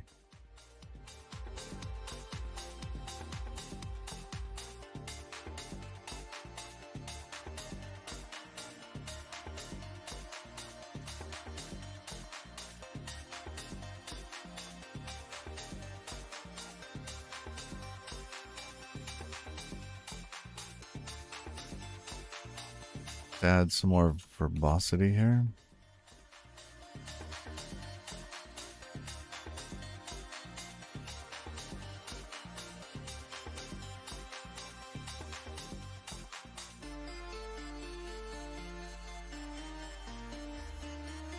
And Fluvio socket.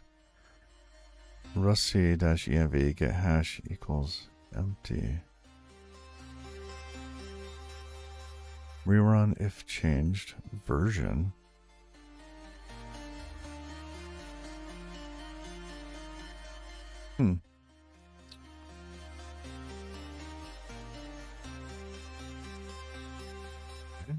Getting more info. Let's add another V on that.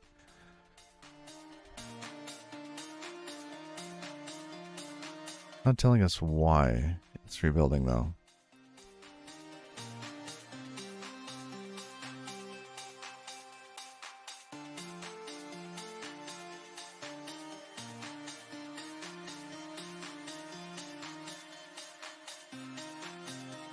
The extra verbosity?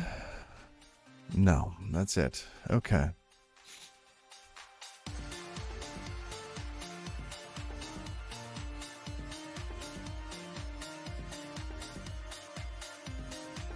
Running cargo.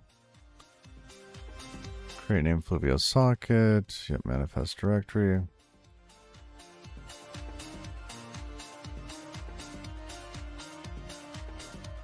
Yeah, this is beyond what I want to dig into. And just to make sure it's not Visual Studio getting in the way. Just do it twice here, just to make sure. 1, 2, yeah. I should have checked that long ago. So it is just Fluvio rebuilding. Oh, that's so strange.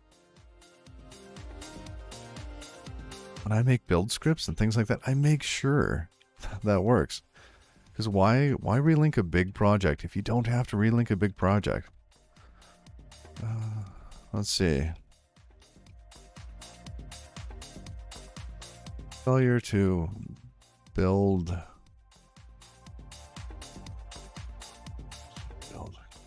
correctly. Chaos. Fine detail. Static lighting.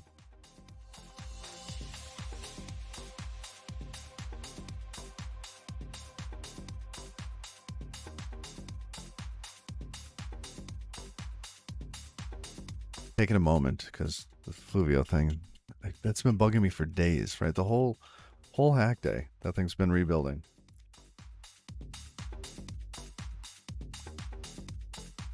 Oh, look at that.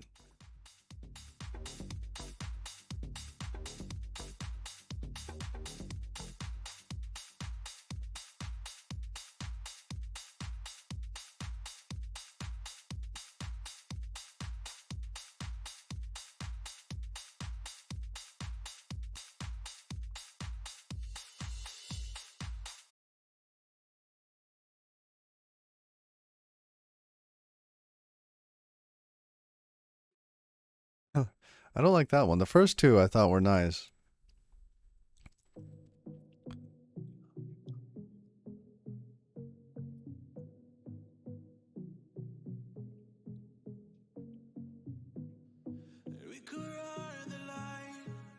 Yeah, this is what it feels like my build is right now. It feels like this one. Keep adding Art Deco. Yep.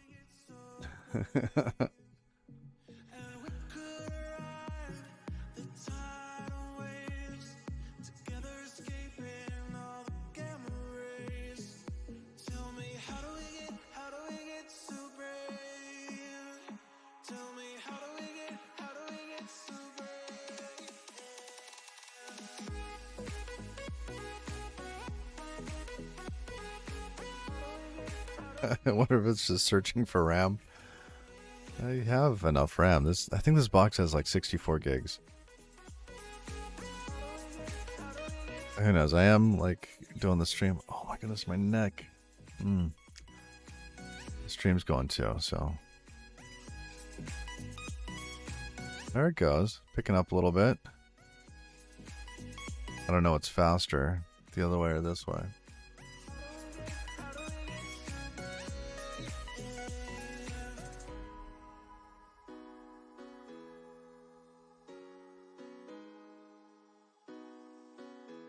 All right, so why Fluvio? Why? GitHub, Fluvio.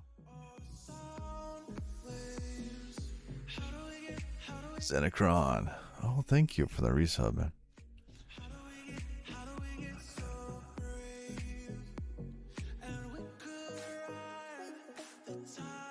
Fluvio. Good old Fluvio. How you doing?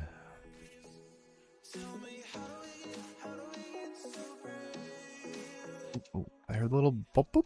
It's done. Let's go look. Oh wow. Those are kind of pretty. All we did was add Art Deco. New working hours? Oh yeah. Oh, welcome. Hope the new gig's working out for you.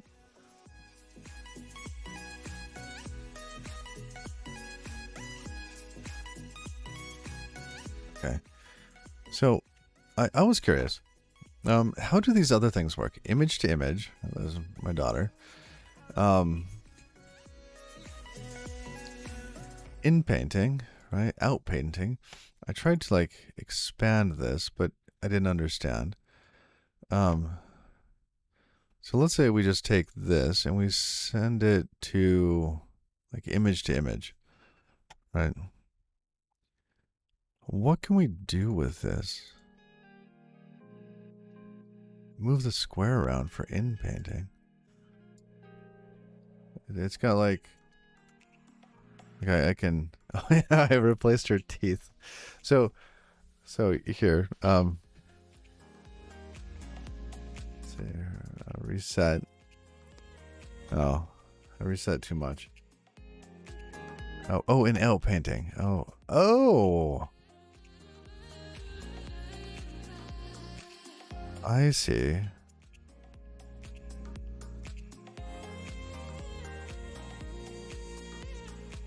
You can paint over spots for it to redraw. I see.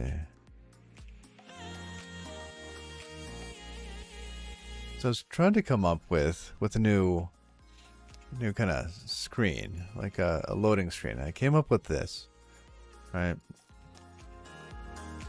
However, if I could just get it to build that out, I think that'd be cool. And the little guy on the left, I don't really like him. I'd love it if this could.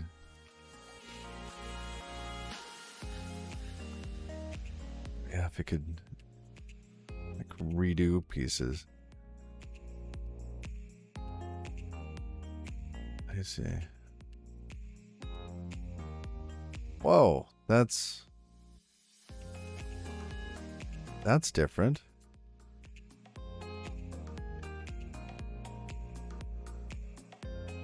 So, oh, interesting.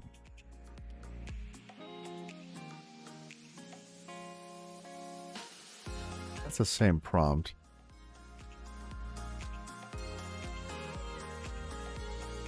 I have to admit, I was expecting it to extend it. Maybe it's because of that border?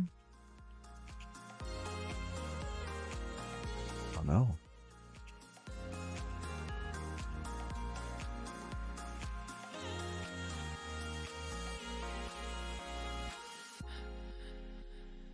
It does look like it's inside the image. Okay, so we take this back to like text image. Let's remove happy.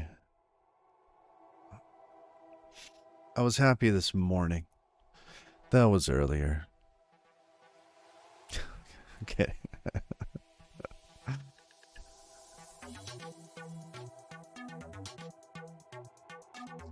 Oh, it's generating 4 images. I forgot about that. Okay, so this is going to do its thing. We'll wait for the little sound effect. What do they got in here? Profile. Okay, debug equals 1. And do they have a build file? I do not see a build file. Crates over here. Cargo builder. Wow. Okay. And the one that keeps rebuilding is what? Well, the ones that keep building.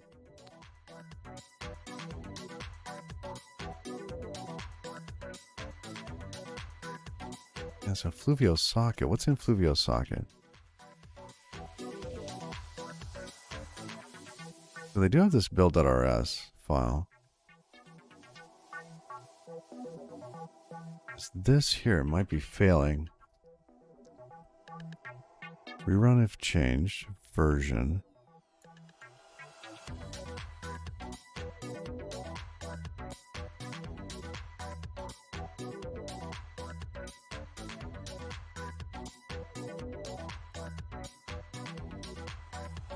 And we see this. We see that in the debug output, right?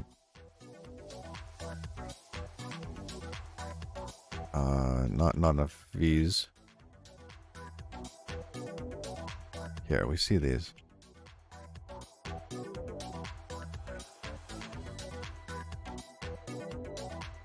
Version should not have changed.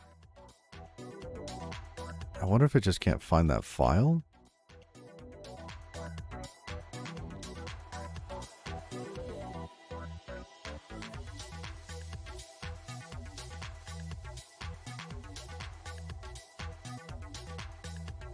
Quite the oversight, right?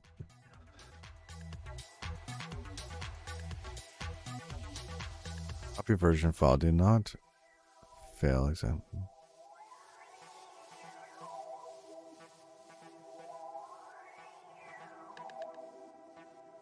What is this built? Right, built file. All right. I'm going down the rabbit hole. Where do we want to fork it? Why not?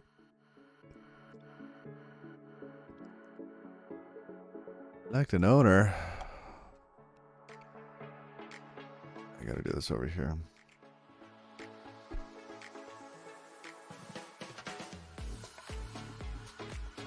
We're cool. Okay.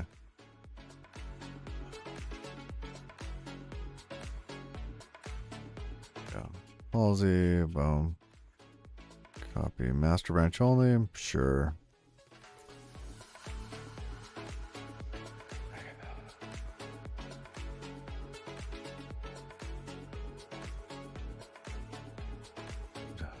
Copy.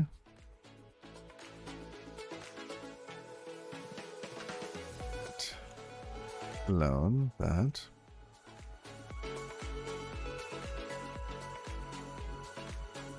CD Fluvio.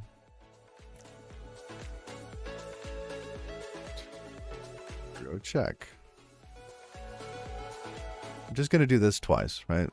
Does it work out of the box?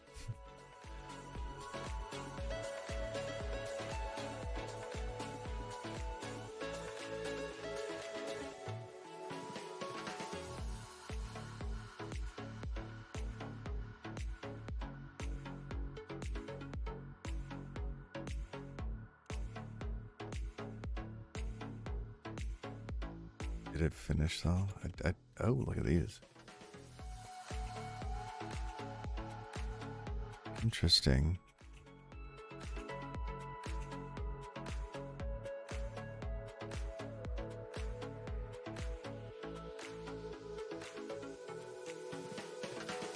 Which one do we like?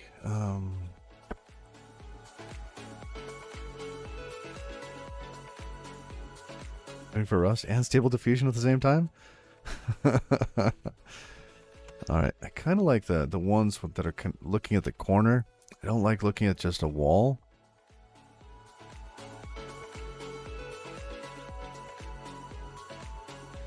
Let's start with this one here.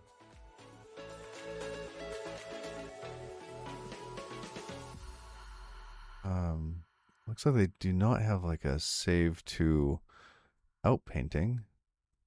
So do I just have to save this one? I do like that one.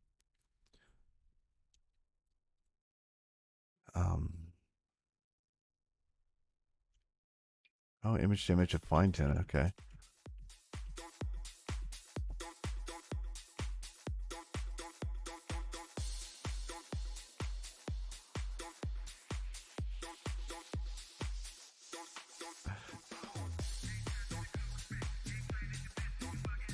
Let's say we wanted to fine tune something. What would we fine tune here?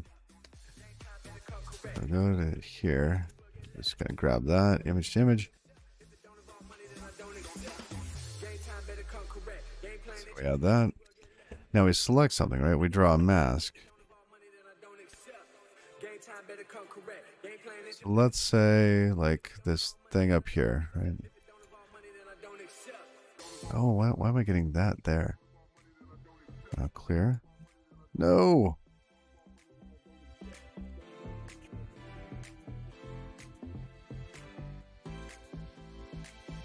Clear this side.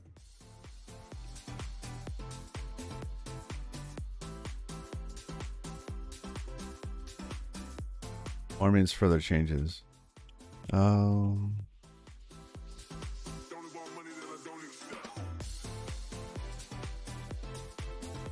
The option to define how many samples to do, like the batch size, or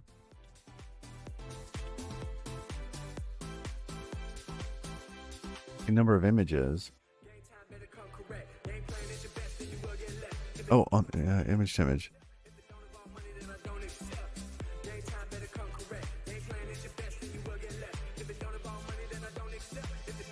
Image. Oh, options. Goodness.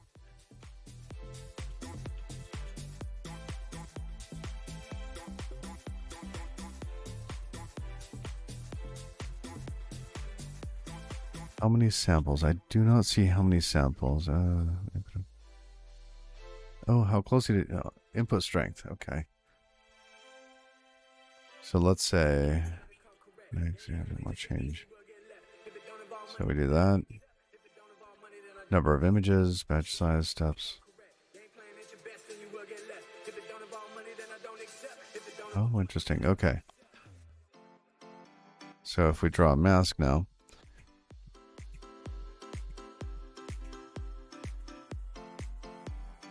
Let's just get rid of that. Right. What this does, really.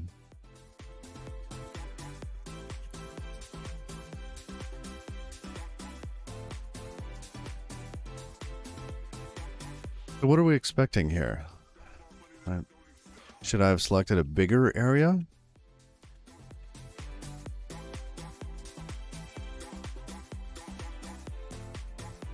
They're just going to erase it? Or try to fill that space with a steampunk garage with tools, detailed and intricate, realistic, cinematic, warm color palette. Oh, it looks all weird now. When it's different. Fill in through diffusion, I say.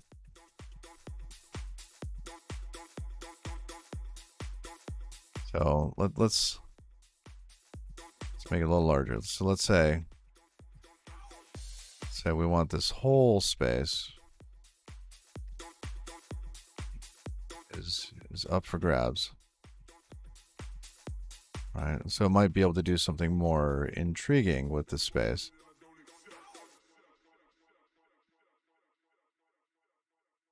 And you see the little pink dot off to the right? I have no idea how it got there. I did not do that. So there's some bug in this.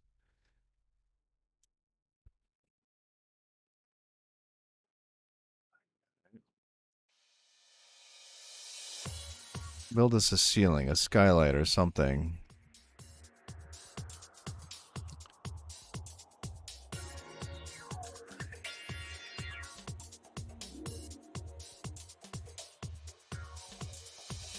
That's good.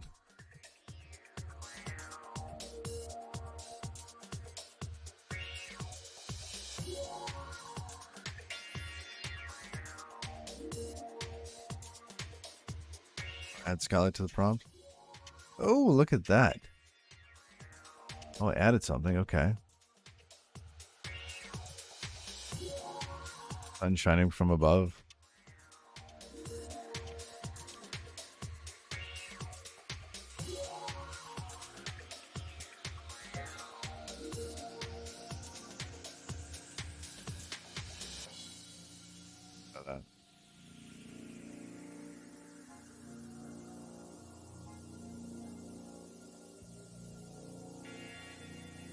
Neck.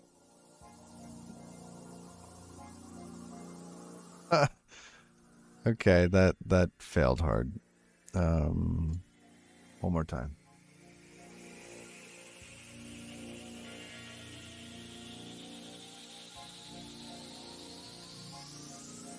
I see. So when you get these like really great images out of this, it's likely that somebody touched up an image. Okay, let's just save this. I'm gonna save this as Steampunk Garage. Yeah, sure, replace it. Uh-oh. It's tiny. Okay. Now I want to bring it in here. How do I... Okay. Reset. Let's bring in an image. Drop that in there. Okay, so then... Oh, I see. Oh, it has little... Wait, what's with this? Oh, that stretches that. No, don't do that. Put that back. Reset. So...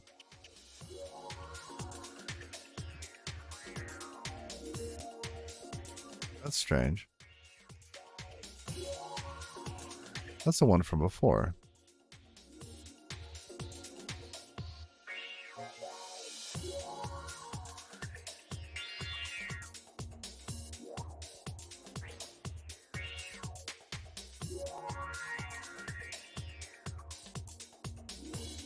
It forgot. It has cached that file reference. Okay. So we do that. Do we have to take the same prompt? Sure, let's just keep that. Outpainting.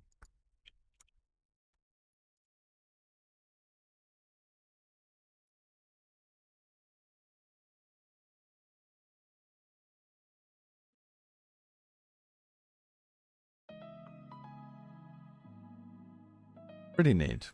I have to admit. I showed the kids last night. And they're like, give it to me. Like, I want this. Like, you're on Windows. I'm sorry, I can't help you. And yeah, good luck.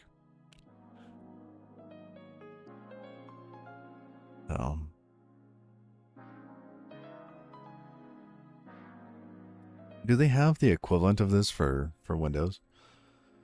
They must, right?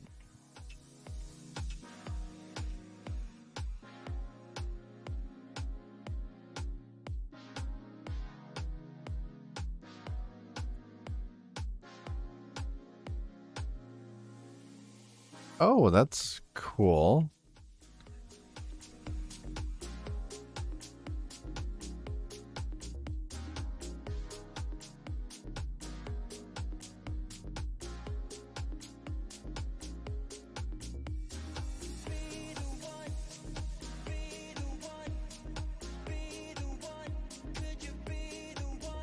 A little confused by the top and bottom borders on that. But other than that, that was a neat little extension. The car is kind of coming through the wall, but... Oh, look at that.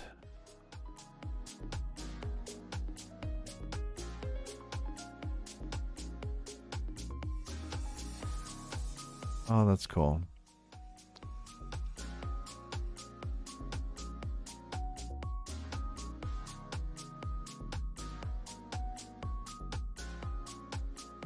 Start erasing. What's erasing do? Add image, undo, save image. I know, let's save that image.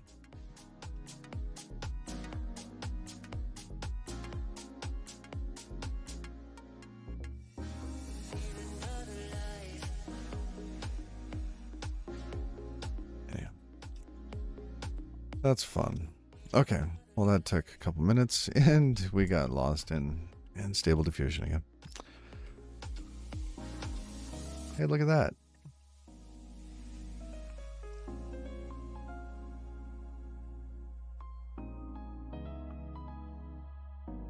You can check until it's happy. Ooh. Okay. Well, what if... How do we do workspace overrides again? We were looking at that up here. All right. Patch crates.io. I haven't done this in forever. Oh, we closed code.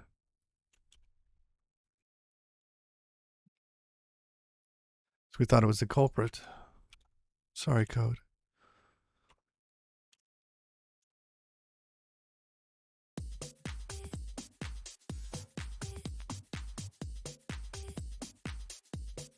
I see. So we have to give it the absolute path. Probably for all the things, right? So we are using Fluvio. It's going to equal, and then we just give it a path. Path equals / slash Fluvio? I don't know.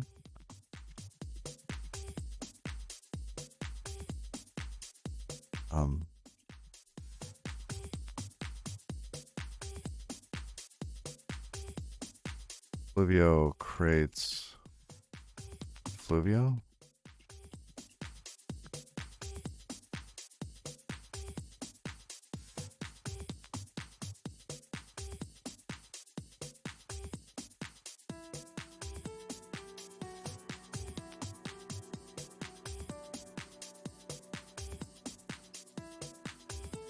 A socket.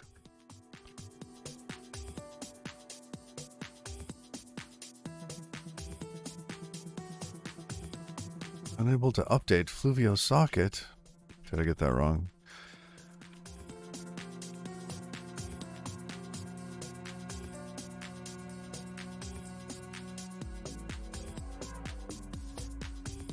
Hyphenated.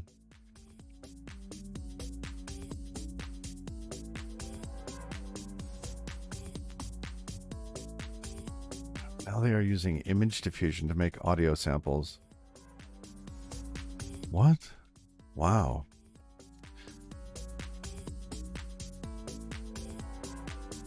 Fluvio socket. Is it hyphen? It is. Okay. Fluvio socket. Huh. There's a lot of Fluvio pieces here. Good morning. Oh, soy Pete. Yeah, it's been a while. It's been a while. I did take a break for a bit, but we're back into it. Looks like you're catching me at the end of the stream.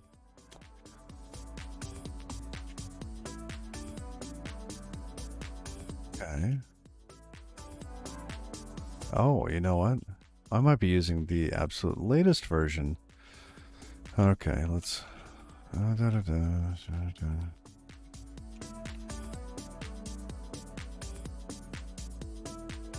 Go compression.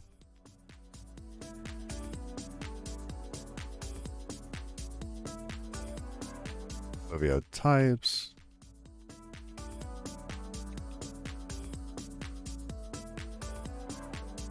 That was Fluvio. We already got that one. Okay, Fluvio Protocol.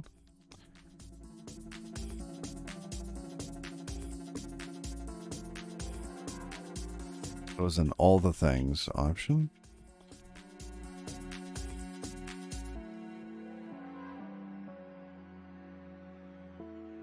Smart module.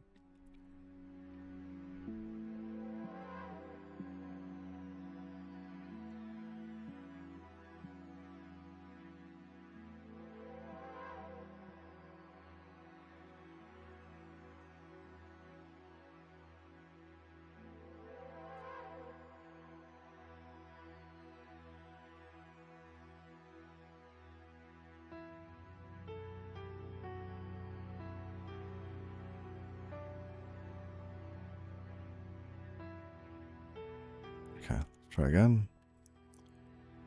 Oh,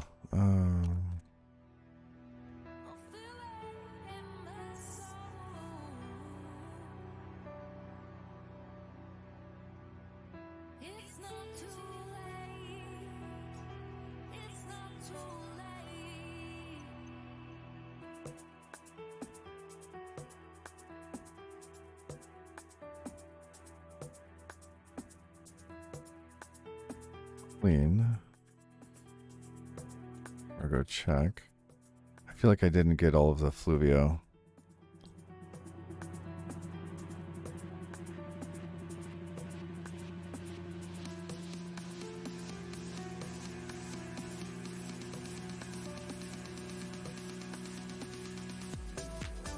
Fluvio util.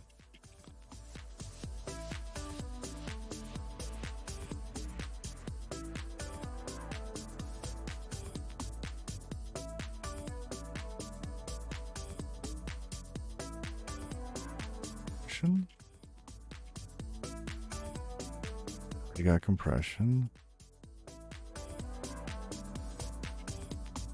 Call.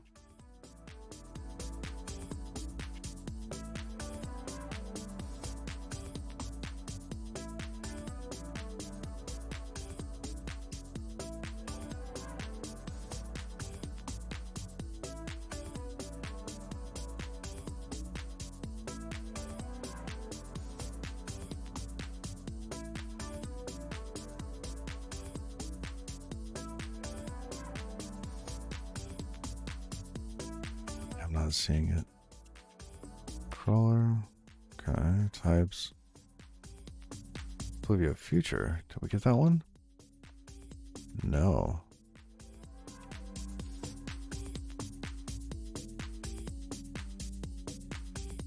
Got protocol, yes.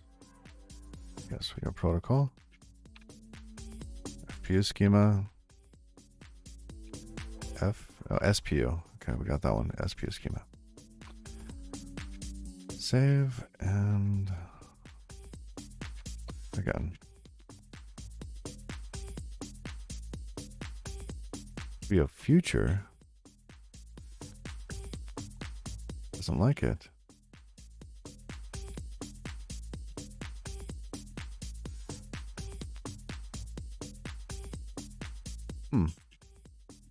I do not see Fluvio future. Is that a separate crate?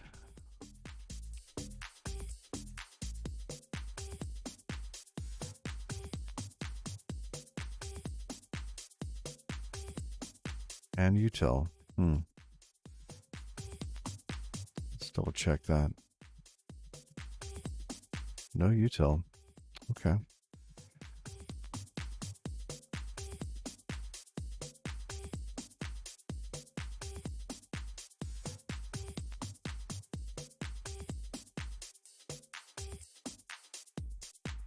Cannot infer type.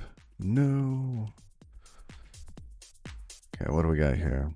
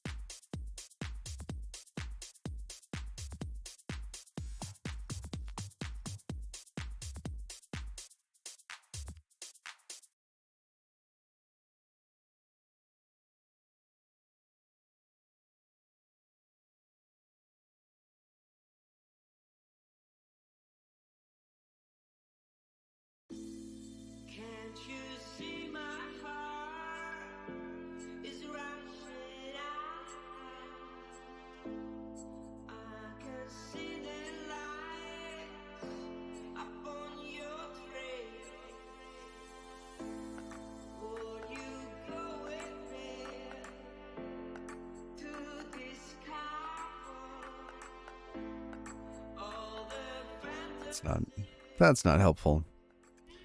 There are so many crates in Fluvio. How do we point to it?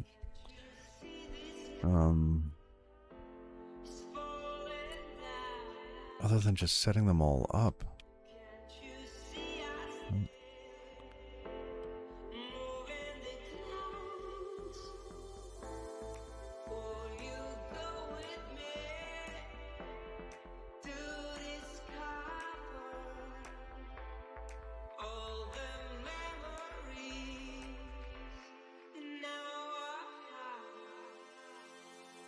Our module development kit.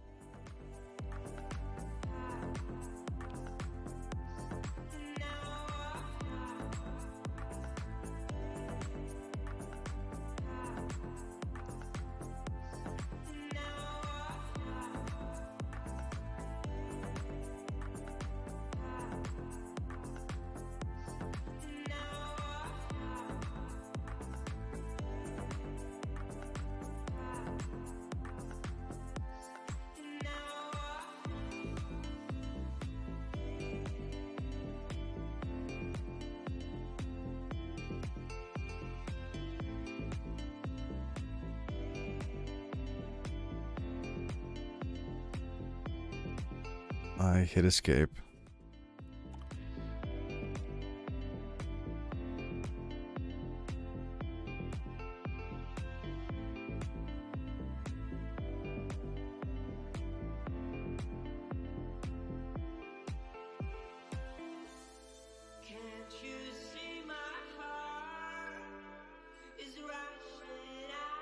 One more time.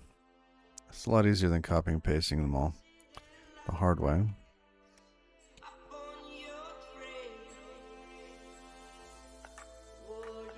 There we go. That's all of them.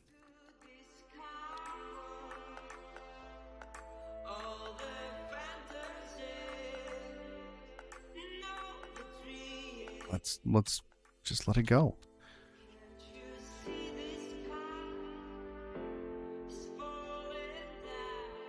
What's it saying? Okay, these were not used in... Okay, fine.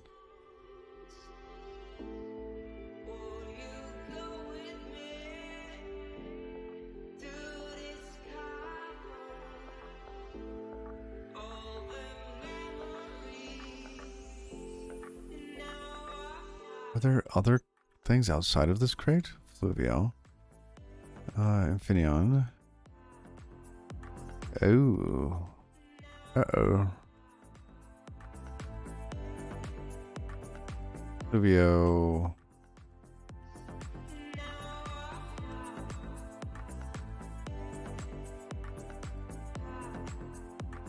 And Helm. Okay, those are archived. FLV util.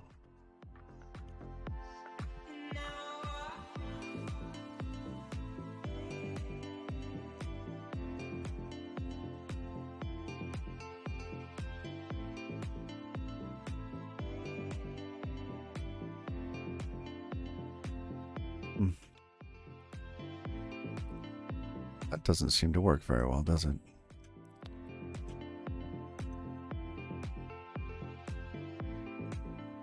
As now we have these other errors, right?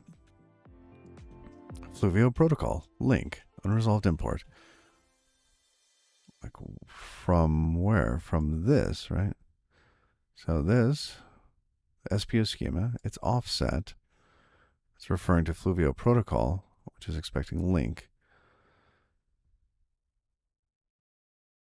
Oh, I wonder if they are not all using the head version. If there's like some version expectations. So if we go to Fluvio and then we go to Fluvio SPO schema, Let's see. Crates, Fluvio, SPU schema, Fluvio. Oh, here it is. Let's say cargo, dependencies.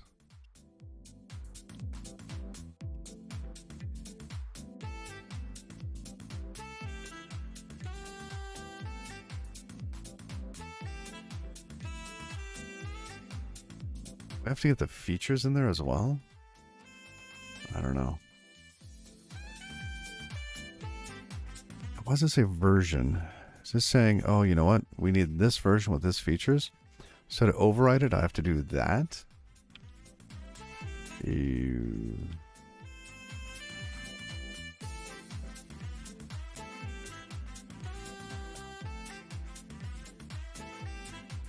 Protocol. So let's say we did that.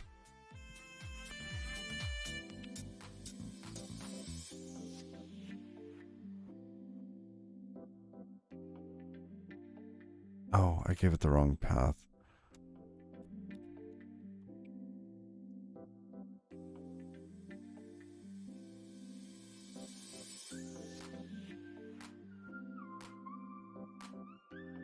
Okay.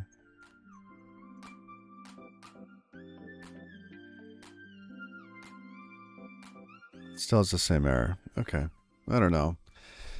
Might back away slowly from this and just deal with the time, the compilation time. But it is annoying. Maybe I'll create a bug or something. Find a small reproducible case. So I gotta run. Let's prepare for the offboarding. The egress.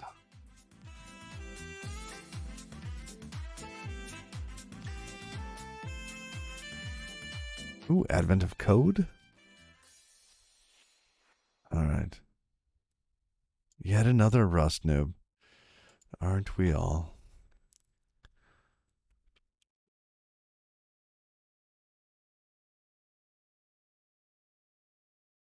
Your raid has been created. Alright.